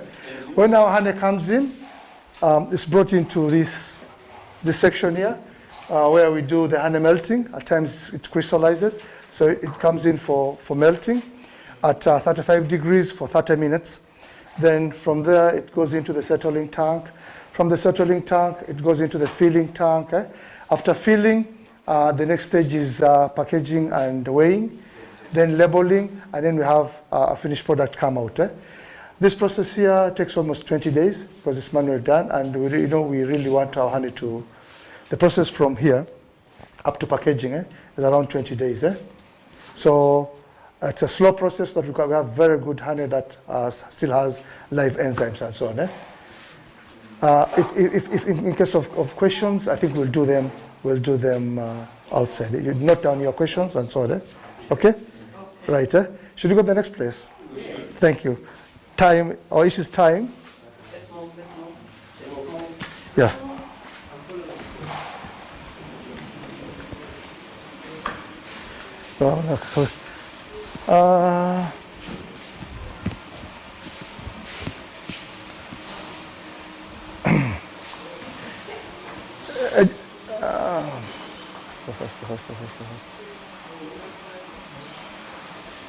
So We also do herbal processing. In our herbal line, we've got rosemary. We've also got hibiscus. We've got murondo, peppermint, and lemon balm.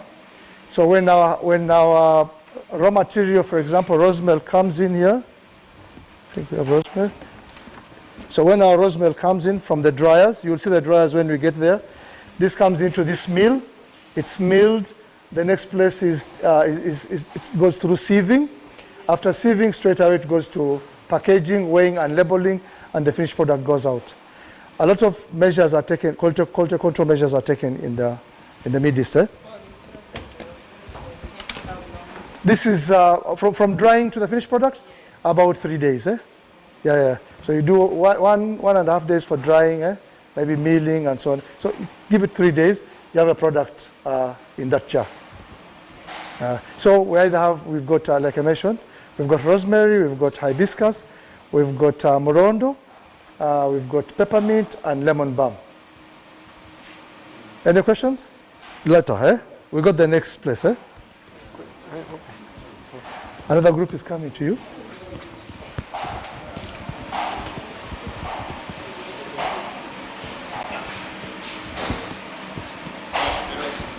Here we go.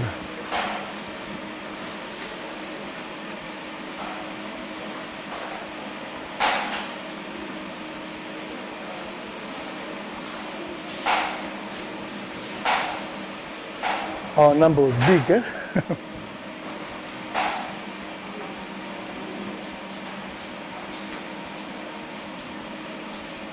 So in here is our line of fresh. In case we are in scenarios where we are doing fresh exports, the pineapples come from for example, pineapples or sweet potatoes come from the reception. They are sorted, packing is done here and so on, weighing, and at the end is where the finished product goes out. Unfortunately, you're not going to see this because the operations are not on today. If you had come Saturday, you would get these operations on. So this is our fresh produce line. Next, we are going into the processing plant.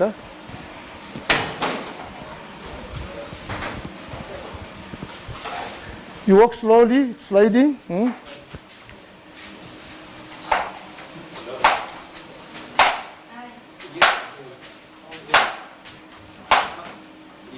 Come in.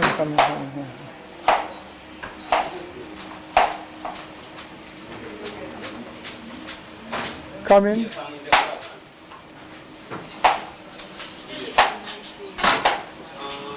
Are we on in? Okay. Now, when the pineapples leave the reception, they go via washing. After washing, they come here, where deskinning is done. We do manual deskinning of the pineapples, then slicing and decoring. We've got different markets. There are markets that want quarters, we're going for quarters. Then there are markets that want rings, and we make the rings by decoring. After this process, the pineapples go onto those trays. They go.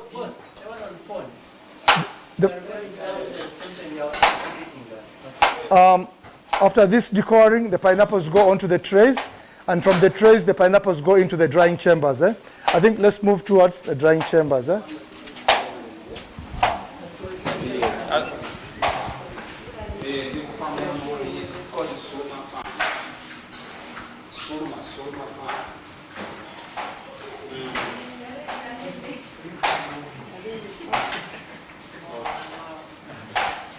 Our next stage after that is we are going to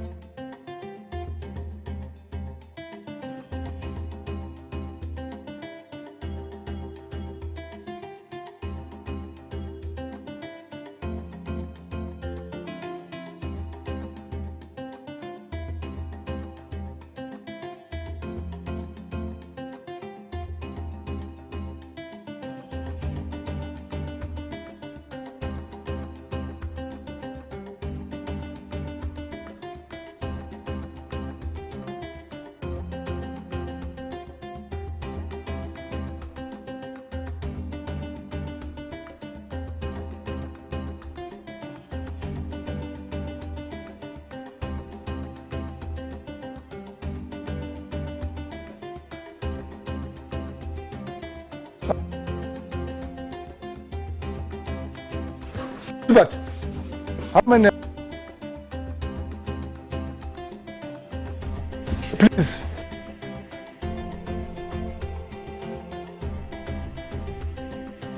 Big Ben, how many are there? Please, I'm sorry we have to count, eh? 8, 9, 10, 11, 12, 13, 14. You're the last.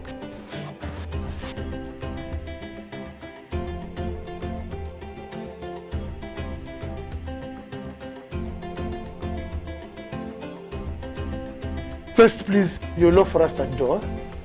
Yeah, that one there. Yeah. You wait for us, eh? You wait for us. We are only 15. Eh? Okay.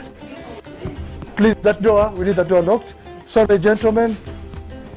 Excuse me. We'll start here with you. You come in. Okay.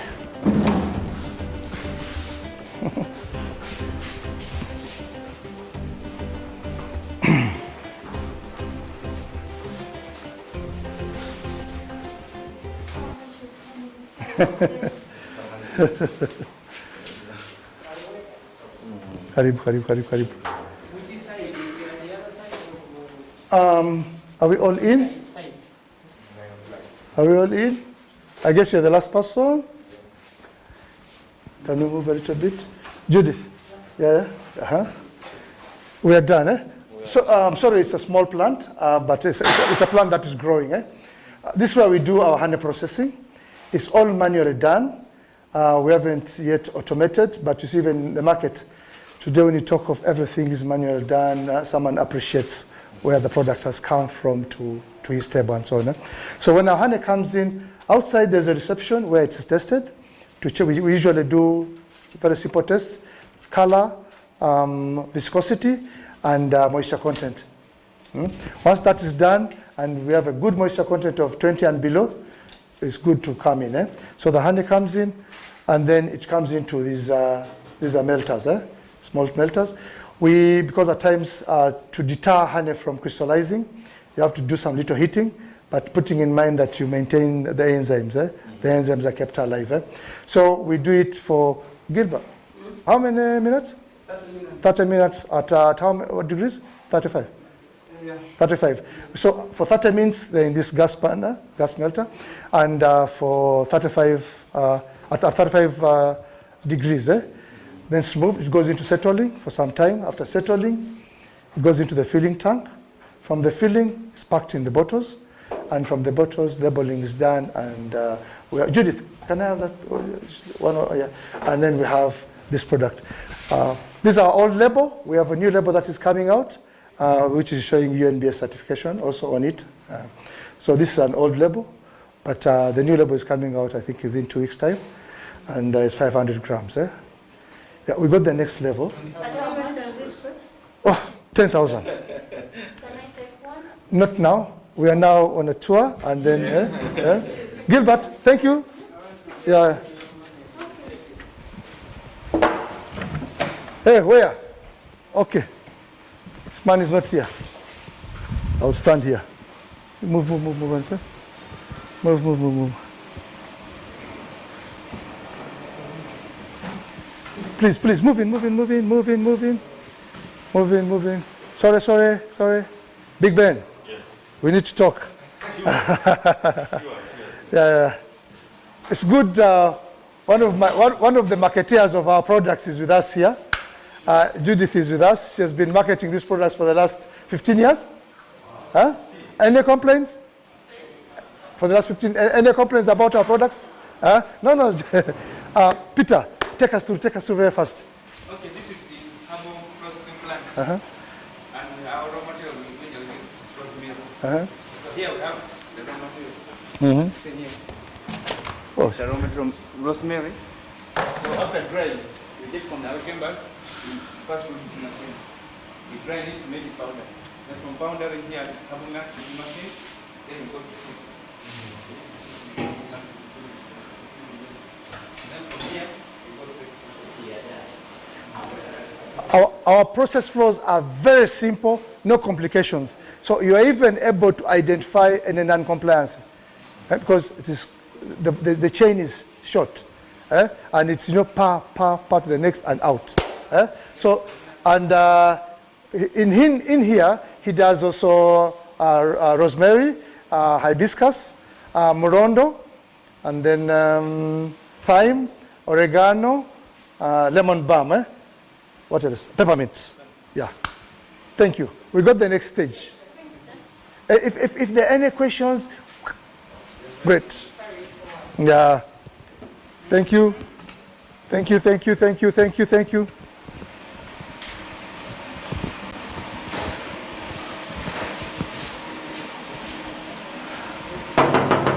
We are coming.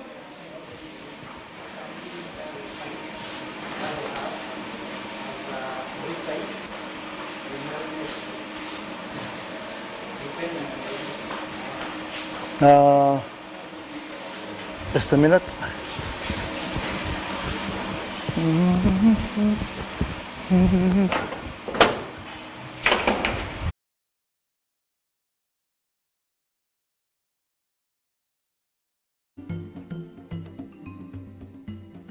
So this is our line for fresh produce.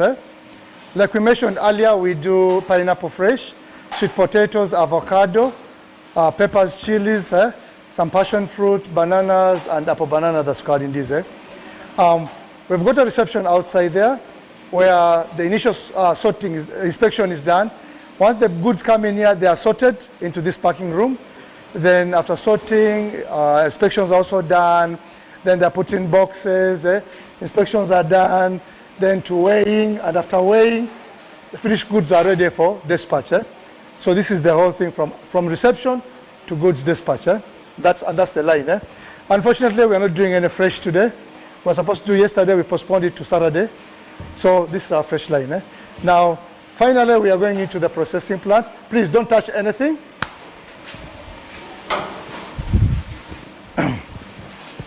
Slowly, slowly. Coming. Coming.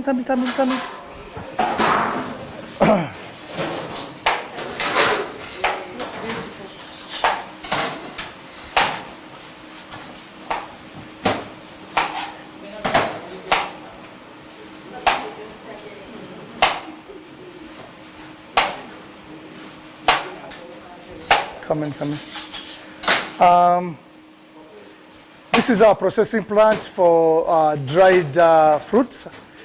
We do dried pineapples, dried apple banana, dried jackfruit, and dried mango during the mango seasons. And there are different kind of slices. We do quarters, we do ring, we do, depending on the market requirements. Currently, we are preparing this for the Japanese market, where they take pineapples in ring. So what happens after the pineapples have left the reception, they go through the washing bay. From the washing bay, they come into here for deskinning. After deskinning, they are sliced. Then we do the decoring. After decoring, the pineapples come onto the drying tray. And from the drying tray, we take them to the drying chambers. Can we go to the next stage? But you're slow. This pineapple thing slides. Dirisa, we are sorry, but we are going to open for less than 2 minutes. Can we have the whole team? Otherwise, this man is losing out energy. Yeah, he's losing out energy. He's losing energy. We have to be. Big Ben? Yeah. Great. We have to be very fast here. That man is losing energy. So instead of 14 hours, he might do 15. Okay, this is what it looks like inside. So these are pineapples. So within 14 hours, at 60 degrees, this will be coming out. Okay? Right. And what happens? This is our final product. Our pineapples look like this. The rings. This is what we do, the packaging for the Japanese market. They go there and repackage to their consumer packages. We've got apple banana slices. That's how they look like. And they repackage and maybe put in their professional industries and so on. And this is our jackfruit. Yeah. Unfortunately, we don't have the mangoes with us now because the mango season here is not on yet. But this is what the jackfruit looks like. Then our source of energy, we've got a hybrid dryer that was developed originally it was developed by, I think, students in the University of Buku in Vienna, Austria. It was a small prototype, and they've gone on to expand on what it is now. So it's a hybrid dryer, and let's see the mechanism very fast, and then How much is your for? you'll ask those prices, please. Let us go for the tour. And mind this. Big Ben, mind that, I know, okay? Yeah, your head, Yeah.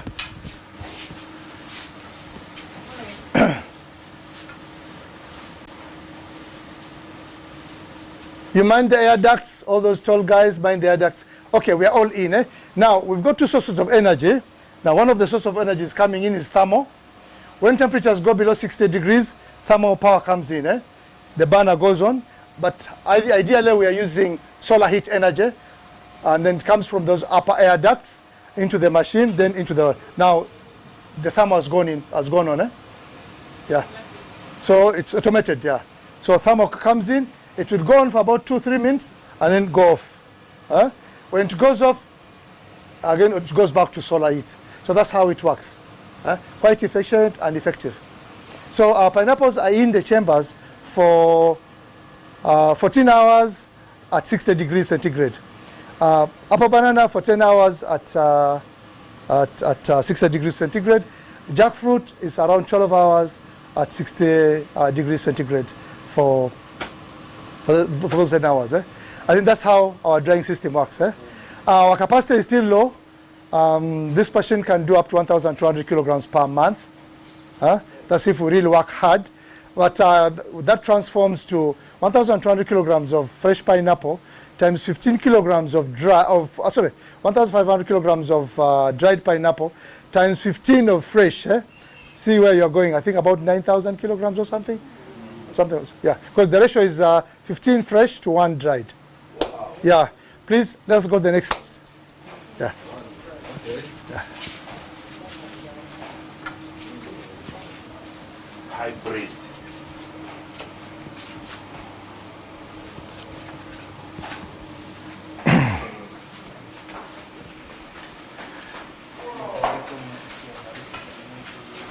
I'm bringing one more team. Please. Wewe Sunday, Bure. We go back through the same. You managed to get these things? You have them, Huh?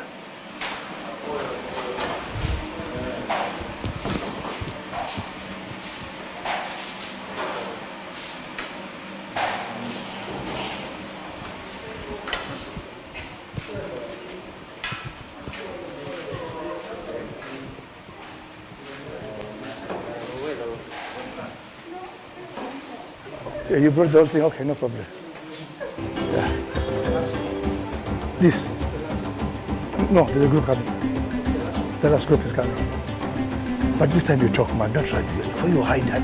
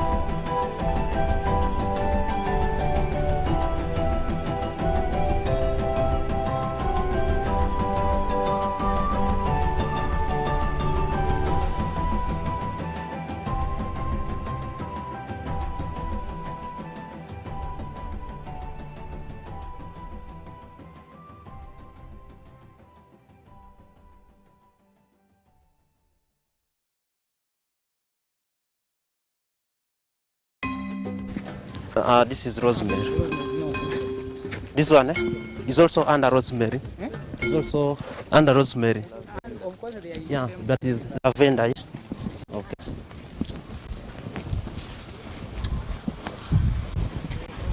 So as we are going in our demonstration field, we also have our product here, which is called compost.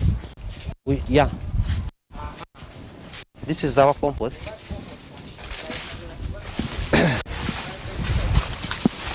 Compost and biopesticide. So this is our compost. You may say, why are you covering again and it is compost? Okay.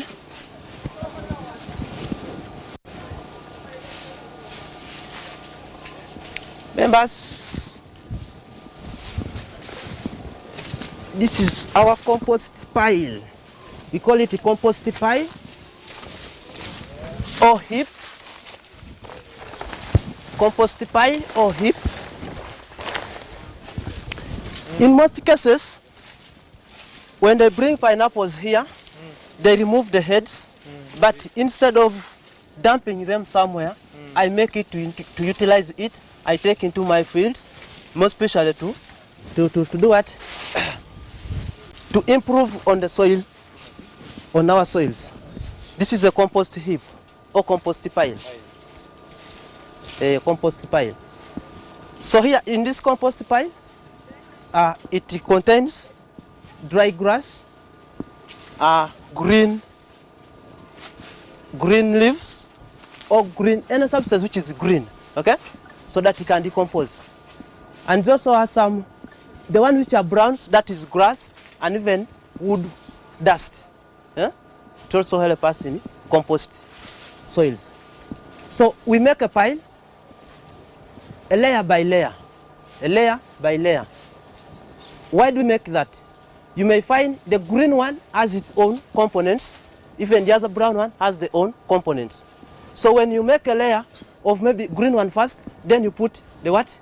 The brown one, maybe we put sawdust, then after sawdust you give water, then you put another layer. You get?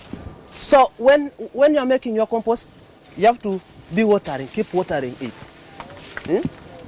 Keep watering it, but you move in step by step. Yes.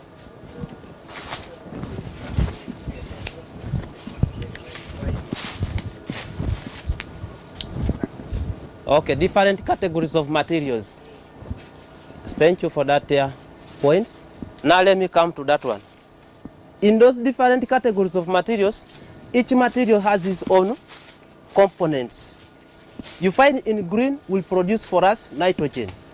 And then these ones which are brown, they will be giving us carbon. You get? So this nitrogen, which when it's mixed up with carbon compound, automatically will be decomposing it and bring all the complete nutrients which will be utilized by the crop. Am I clear? Am I clear there? So after you making it like that, you have finished to make it that layer. You now make layers. But put in back of your mind, if you have even animal deposit, don't leave it out. You get? Most especially rabbit poo-poo, it is good. Chicken poo-poo is also good. And even cow dung, it's also cow deposit, it's also good.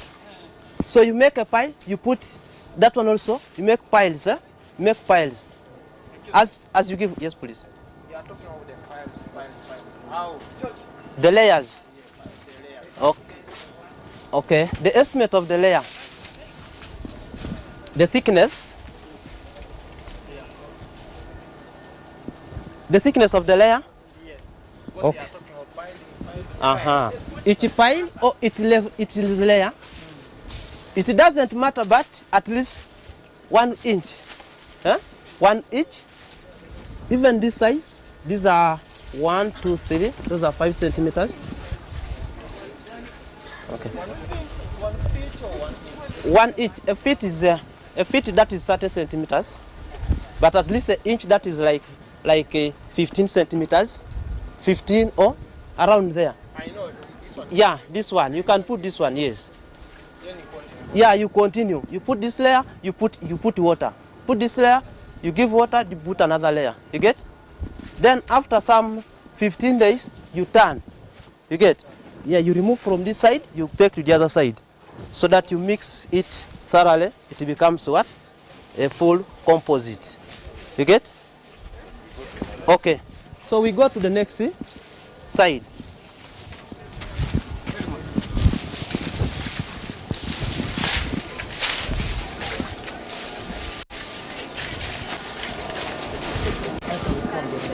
Okay. Okay, okay, okay. Okay, okay, okay.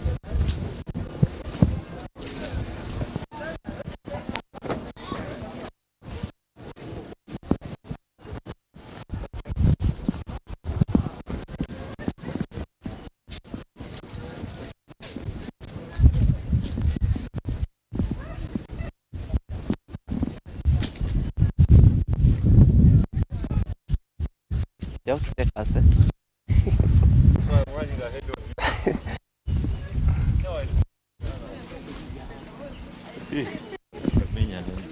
So coming.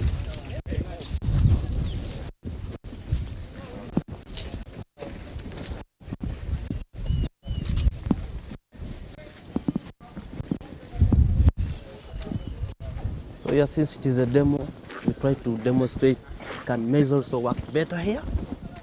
Yeah.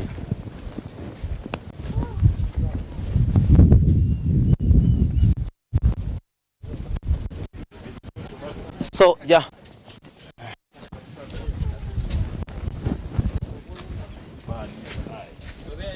So in these greenhouses, as they are like, we are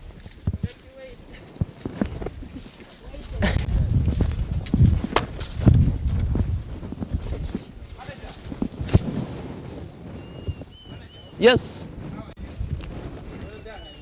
Thank you. Yeah, from the other side. Yes. It is hard for somebody just starting agriculture Mm. to understand. Yes. While watching a video. Okay. These are all farmers and they're trained. They Mm. can easily understand. Mm. So whenever you're explaining, Okay. explain the entire process. Okay. But faster. Faster. You get? Okay. Like in there, Mm. you're supposed to even open, show us this is what is done. Okay. When you're making that thing, Mm. the downer layer, maybe put green grass. Okay. You get? Mm. Someone easily understands while watching the video. You Okay. get? It's okay. So we shall go back there, but for now, Mm. whatever you're explaining next, Okay. try to be detailed. Okay. Thank you.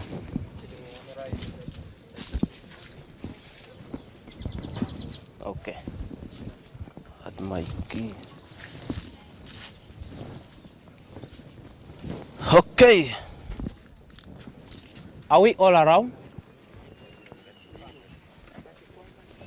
We are all around? I'm seeing some members are still the other side. I can start, eh? Okay. So here, since it is our demonstration field, so we have spinach, as you're seeing. We have our greenhouses, which are now not having any crop, but we are preparing those greenhouses to receive new plants or seedlings. So in our demonstration field, I cannot talk much about this because we are seeing our crops are already planted. But before you do that, you have to make your field well organized. The bed should be raised, okay?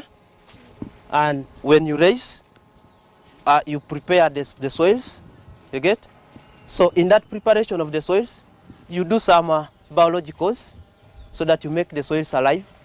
Because you cannot test to say how many nutrients do I have in my soils.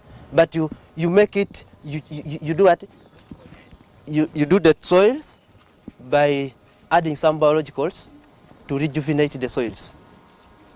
How can you rejuvenate the soils? Using biologicals. You can choose which biological to use to rejuvenate the soils. Can you give an example? An example, microorganism solution. It can also help in rejuvenating the soils. microorganism solution. That one is composed of what? Microorganism solution is composed of leaf mold, common salt, water, plus a container where we'll be culturing them. That is the microorganism solution. As you're seeing in that greenhouse, that drum which is inside, we are going to, we make our microorganism solution from there, then we drench our soils. After making drenching, you now bring your compost. You get? You bring now your compost, you incorporate into the soils. That is how we deal with it, agronomic and soil management. Am I clear? Am I clear? Yeah, but a bit confused when you talk of Microorganism solution, yes. That is a name of a product which has come out. Yeah? That is the name of a product. But how do you come up with a microorganism solution? Those are the materials we use. That is where you get salt, common salt, leaf mold, and water plus the tank. The tank. Hey. Okay. Now that leaf mold, if you go back and you ask the nature, like these trees, how do they survive? They drop leaves down. You get? They drop leaves, and those leaves, they decompose and they get the nutrients which we don't know. You get?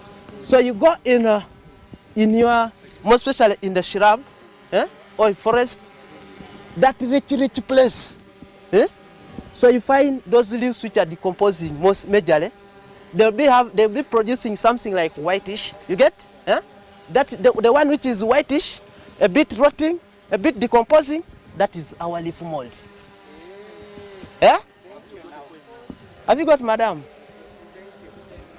That is our leaf mold.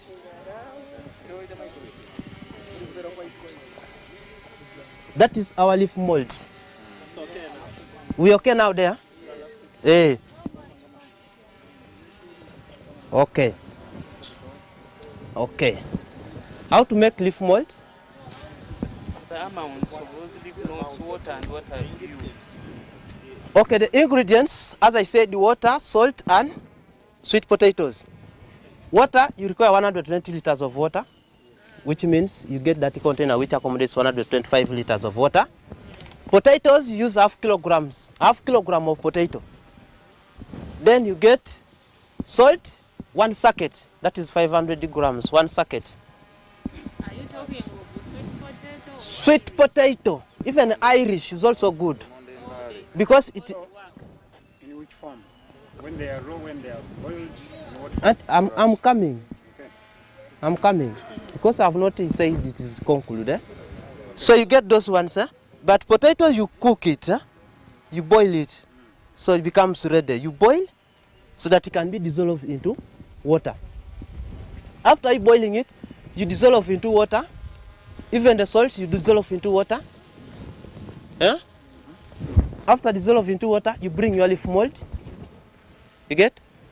You also you put your leaf mold in water. You get? But when you're putting in water, you get maybe a canet. Maybe this the ones they use in supermarkets, those ones which are soft. Those bags. You can put your leaf mold there, and you put some stone. Yeah? Yeah. To think. Then you drop into your your tank or drum in the mixture of water, salt, and potato, sweet potato or Irish potato. You mash it. You get? So after putting all those ones, you dip in your leaf mold. You cover it with the lid.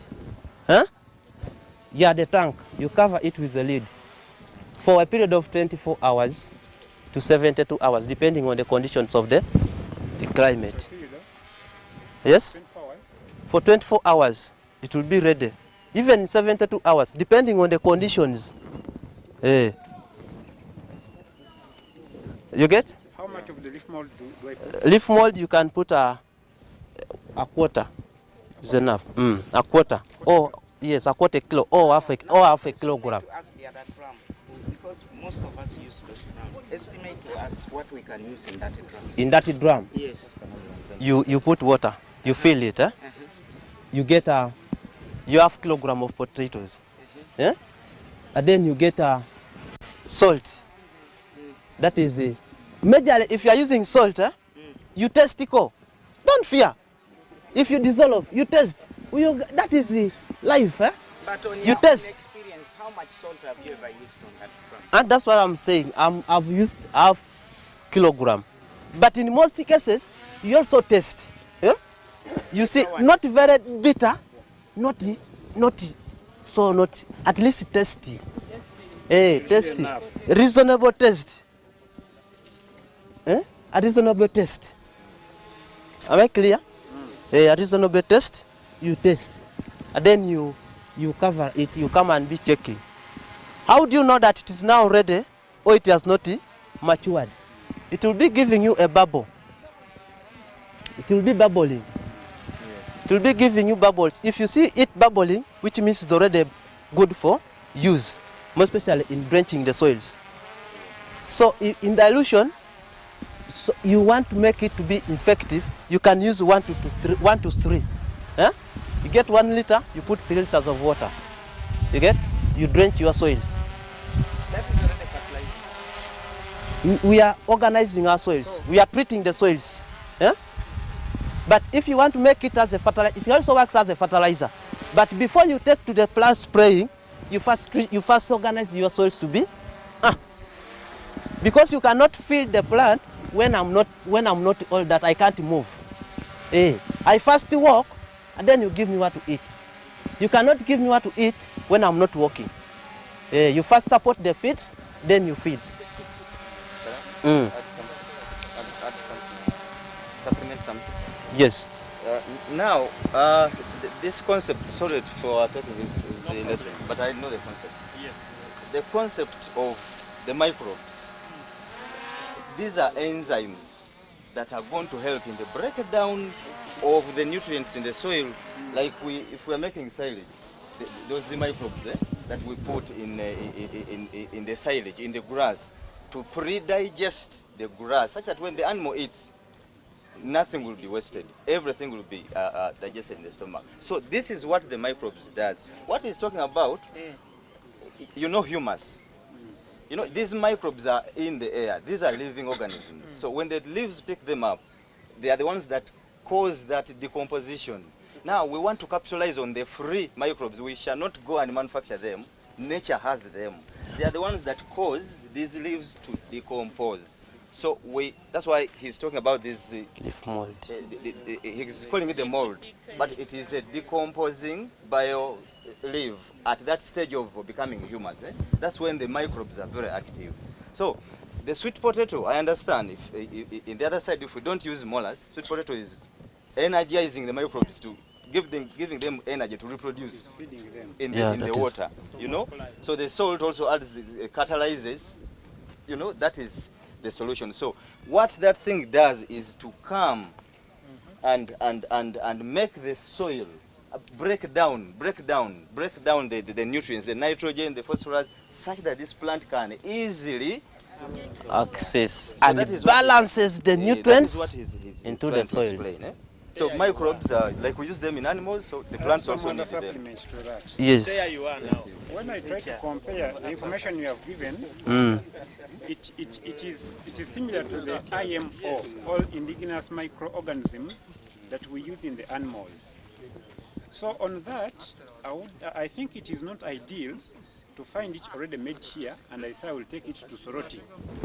But better you make from there, because you have indigenous microorganisms from there that you are inoculating, and they're used to that environment. So those ones of here will help to work here, those ones of there should help there. Thank you. And more especially when you are dealing with them, the ones for greenhouse, you inoculate from the greenhouse, so that they will be used to that condition of the environment. The ones for out, you inoculate from outside. Well understood. Thank you. You're welcome. No, we are still with it. We are still, Yes. Of course, now it's like this side is done. Just So let's go up. we just go up. So We just go up dear because here is now free. Dear visitors, This is who is our team leader? Madam President she's here. So we are suggesting that let's go on the other side of the farm. If you have questions, we shall have a session for question and answer after lunch. So we are suggesting let's go up there. We see the avocado nursery. Then immediately after there, we come back for lunch. Then after lunch, we shall sit down here and have, if there are some 3-4 questions that have not been answered, we shall have a session to answer the questions. Thank you so much. So it's going to lead us. We are going to be behind. Yes. It's clear, but I'll not have it.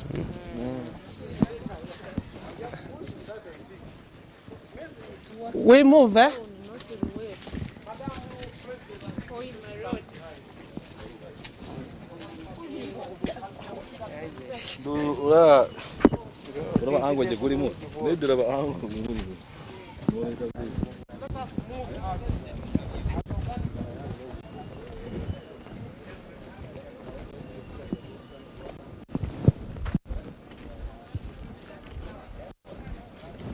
It's already made. The one I made here.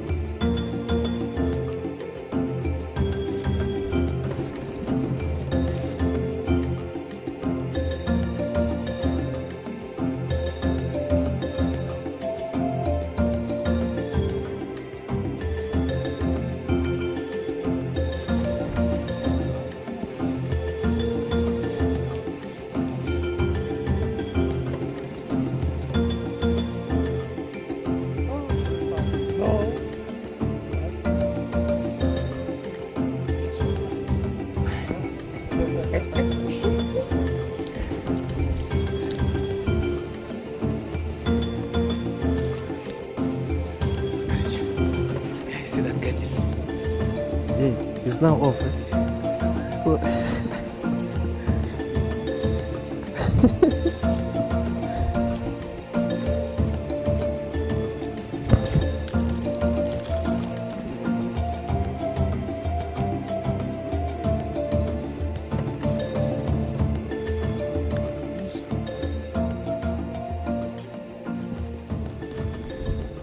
Is there something? hello. Hello. I getting you. I not getting you. Not yet, eh?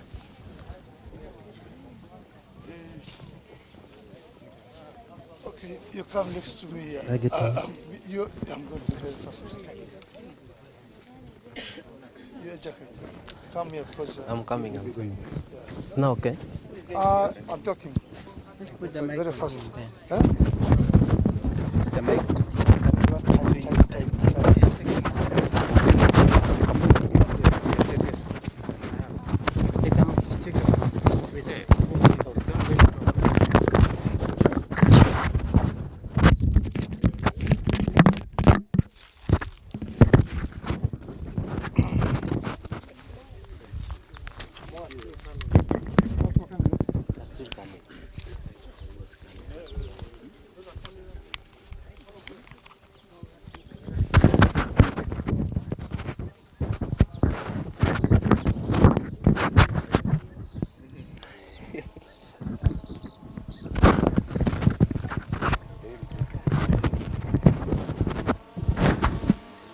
Is it okay? Hear me? Hear me? Hello, hello. Great.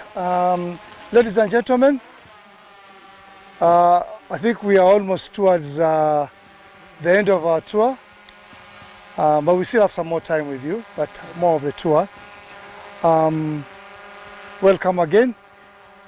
Where we are here is our mother garden for avocados. We've got 3 varieties of avocados here.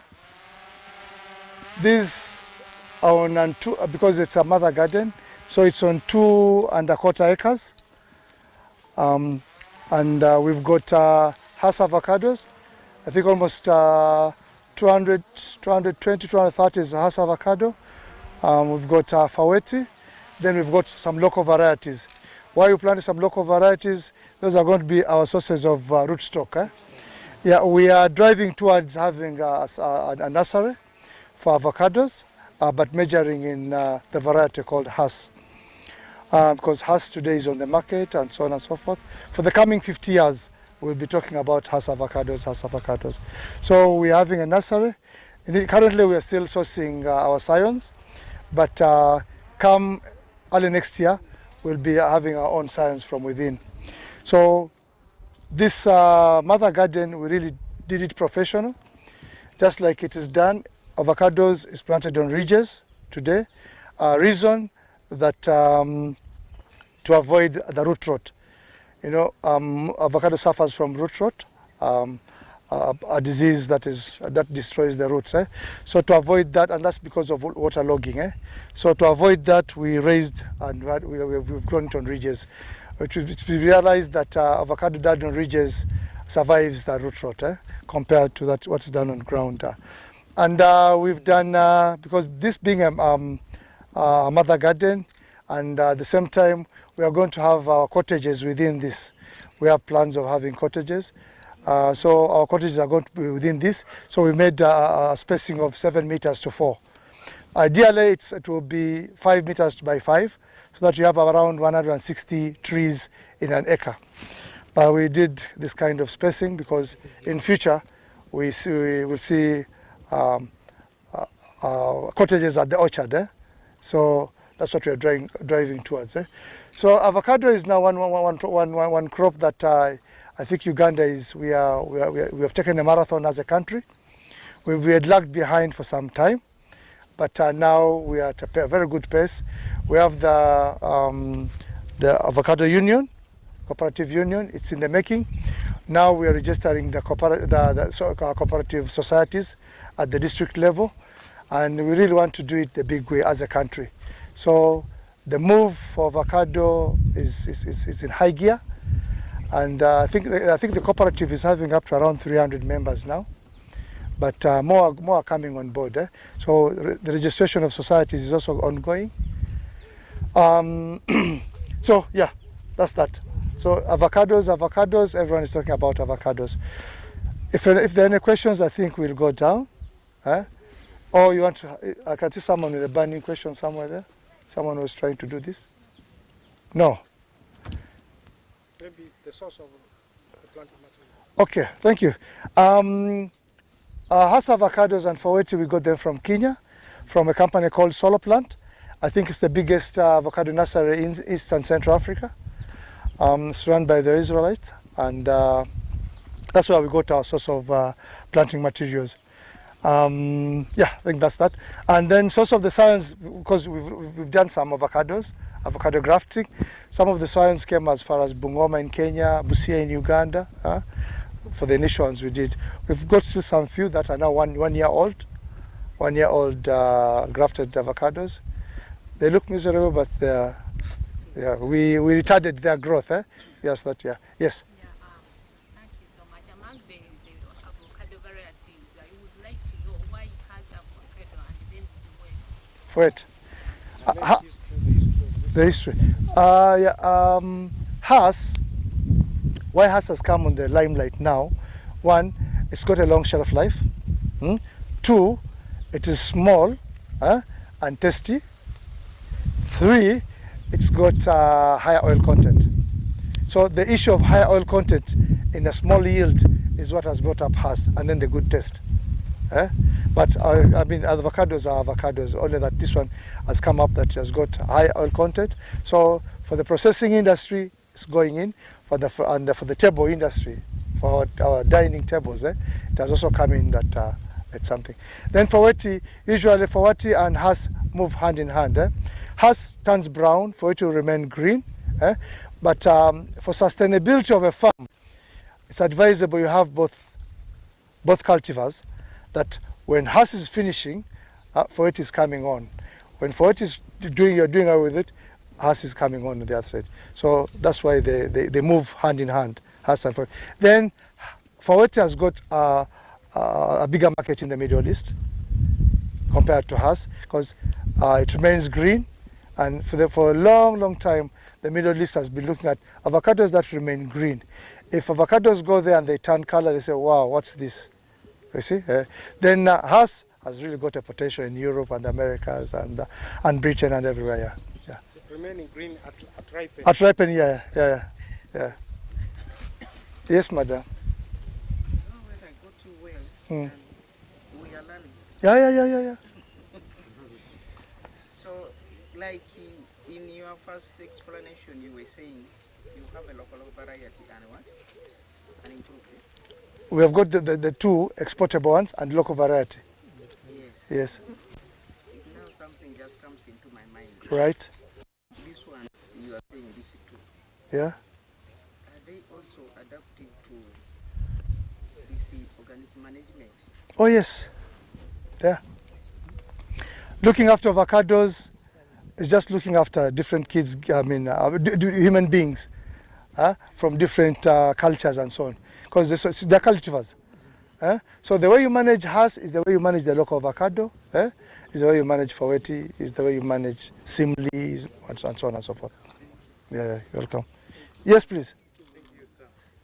2 years back, we got challenges or issues with avocado, whereby on some of the trees you might find like one branch of avocado dry. I would like to know which disease is that and how can I treat it? Okay, that disease is a dieback. Yeah, dieback. Or it might be a dieback or a stem borer. Borer. You first examine it very well, then you see if it is a stem borer, then which means it has already entered in and eating the plant some.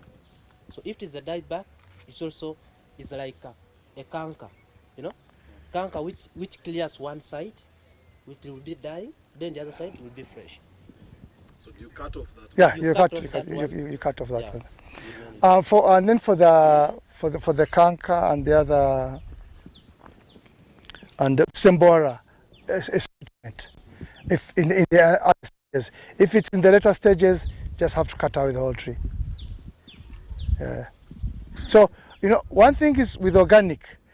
Organic is about preventive. You don't wait to cure a situation. You don't wait. So as you move, you're working on preventive. You're doing preventive. Otherwise, if you wait for a disease to attack and look at curative measures, it will be too late maybe. At times you are lucky, you'll get it, but at times it is too late. So as you work on a program. We've got programs. For us, we live with programs. When we start a crop, that crop moves with the program. until we do the knockdown of that crop. So, and it's more preventive. You are preventing. Otherwise, if you say, okay, you wait until you see, oh, pests have come, there could be very tough pests that you won't manage. Or a disease has come, be very tough that you can't manage. So it's all about preventive. Yeah. Yes, please. Apart from this method you adopted, yeah. For example, apart from manuring, you have pests that always spoil our leaves. Do you have any herbicide used to spray our leaves? Herbicide? Pesticide? That is a wide topic. We are very good at developing botanicals. But I'll just give you one botanical that will help you. But it's a very, very dangerous botanical. The good thing is it's highly biodegradable. If you know of poco weed, Oruoko, thank you very much. Oruoko is a very dangerous weed, but it's a very good pesticide. I'm just going to give you a very, very simple formula that will help you. Get 20 liters of water, get 1 kilogram of Oruoko, boil that to may go up to 5 hours, and you remain with 1 liter of concentrate. Don't keep it in the open.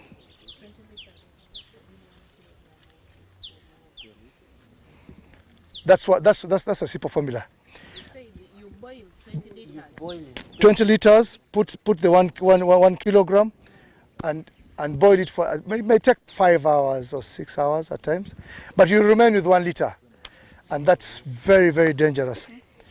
It can kill. But but what happens is the good thing is biodegradable. Within 24 hours, it won't be there anymore. But at that point there, it will have done you the cure. It's on spot, if there are pests. 50 mils in 20 liters.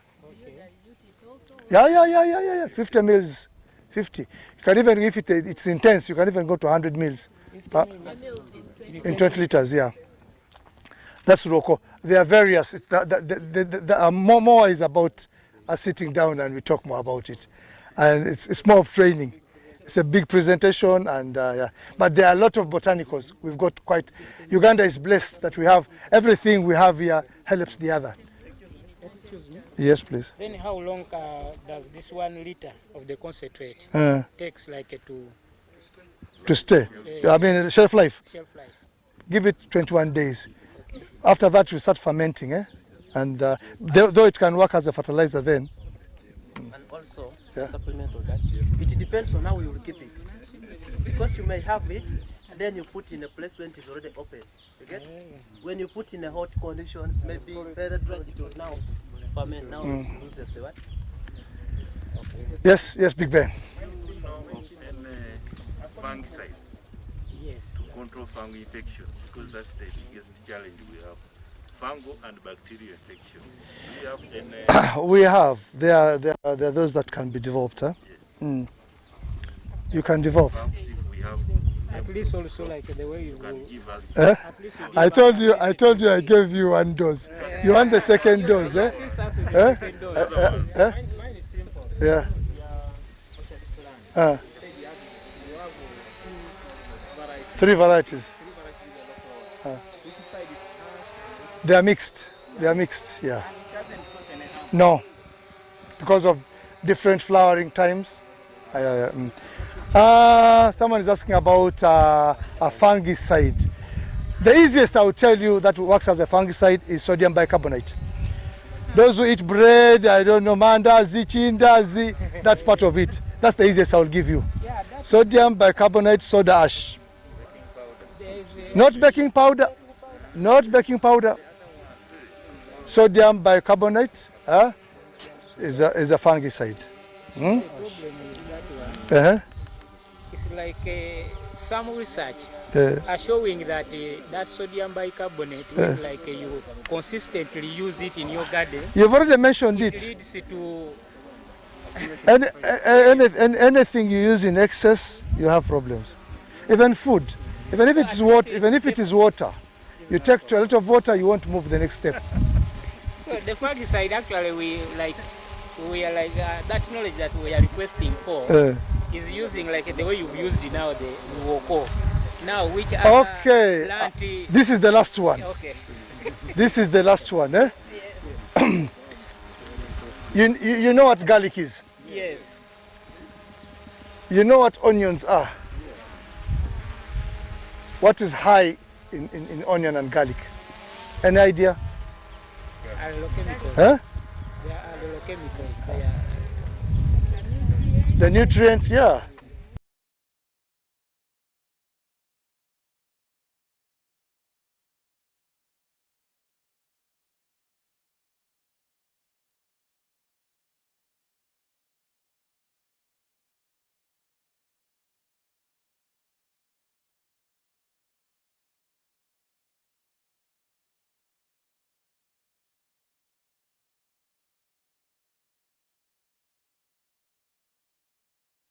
You get garlic, onion, are we together? Ginger, what, a ratio of 1 to 1 to 1, pound them, and boil them in 2 liters of water. You remain with 1 liter. That's a good fungicide to start with. At the same time as a pesticide. Thank you. At the same time as a pesticide. For, which one? It's it's too. No. Not. Yes.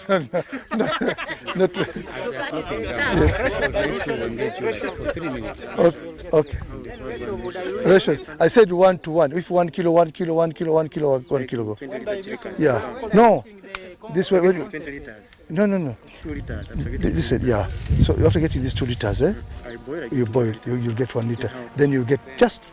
Usually those measures are between 30 and 50 mils in our. Yeah.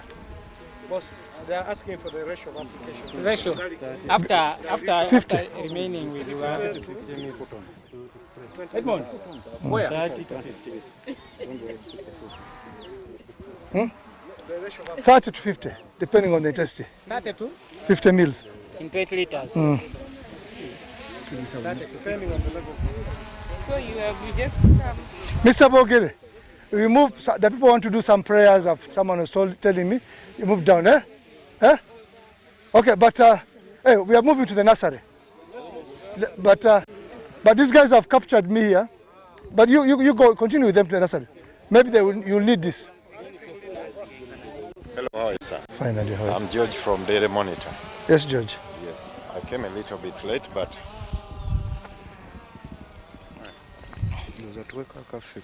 Mbawo bomwe.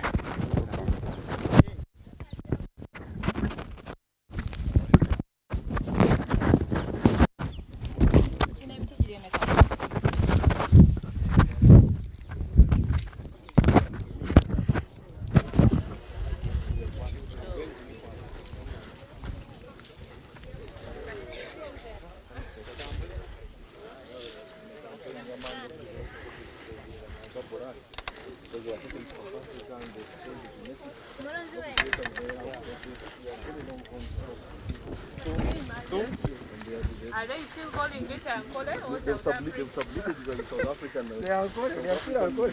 No, we are saying South African Ankole. They've already put South African. The branding already is still. Somehow confused. The Kenyans have taken it.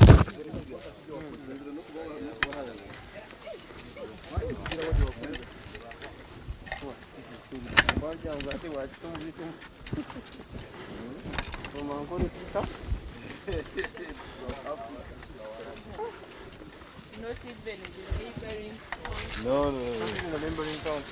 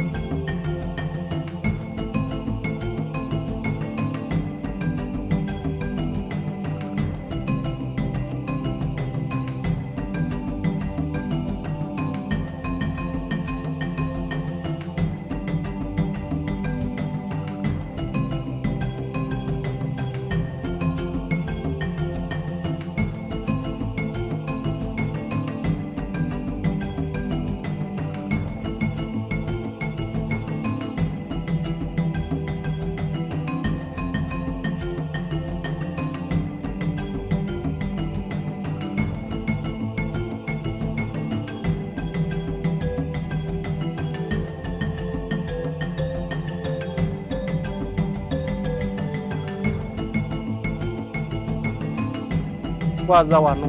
Those restrictions ng'ebyente bimbimanyi. Kutambuza ente ofuna ente, ekakasa ente sindwadde, kulwaza ente endala. So if on ne products zetutwala ebweru. Tuyina gundi gye tukola eyo nebera export consignment nebera biri ebikalu still you need to do to accompany consignment with a phytosanitary certificate. Phytosanitary certificate yamba ebintu bibiri. One, to protect the agriculture of the importing country. Two, to protect the consumers in case of maximum residue levels. Kitegereka batufuuyira ebintu bisigalamu eddagala. So kati ba inspector ba inspectinga okukakasa nti ebintu ebivudde Uganda okuwa ebbaluwa bituufu bali babeera bajagala ebayamba okuprotecting agriculture waabwe the other side n'okuprotecting aba consumers from consuming the chemicals. Only those two reasons. Yes. Otherwise so tusindika ebintu nga birimu obulwadde. So kati gundi yatawanyamu, but finally we got it. That's why those seedlings were brought in here. Yes. Uh-huh.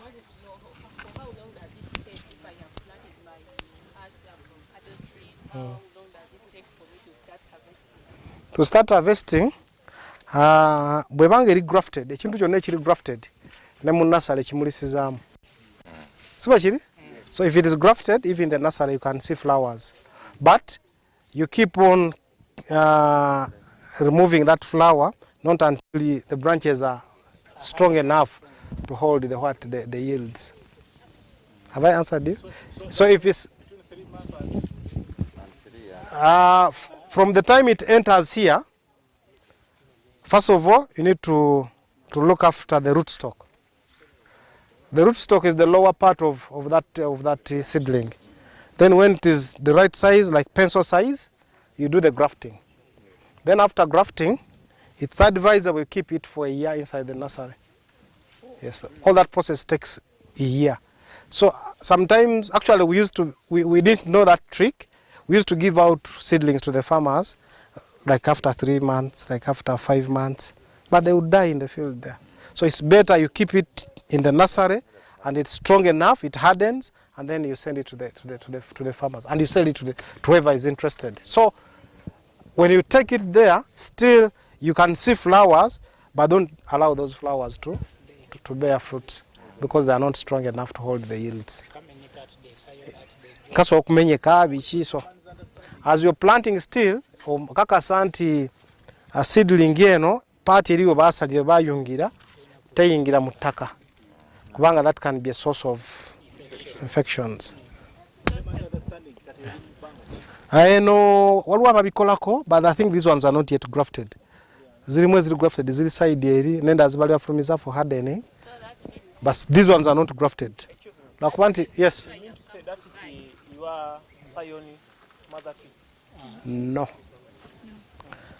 There are two things. There is a scion and there is a rootstock. Rootstock, we plant seeds, the local one down. But when that stage comes, when the rootstock, that the one you planted as a seed, is of a pencil size, that is the right time for the right time for grafting. So after grafting, what you put on top is the scion. So the scion is the cultivar of your interest. So for this time we are interested in Hass. So which means the one on top must be which will be sourcing from. Have you already started sourcing from that mother garden, Mister? Have you got some scions from there? Not yet. So when that mother garden is ready, that's where we will be getting the scions to put on top, because our interest is the Hass. So if I come to buy, how much does the seed? If you are a farmer, it won't go above 5,000. Yes. If you are a farmer from outside the project area, it won't go above 10. It will be around 7, 6 there. Yes. Inside, no. No. Unless we get the keys from down. Mister, can we get the keys from Roma to open here? Because I know these people need to take pictures. So you can move with him and get the keys and they open here.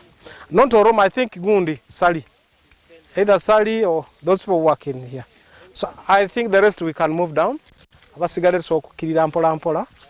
So we shall have a session actually immediately after lunch, a wrap-up session for questions and answers. So, kano. Kantu kano kaziu.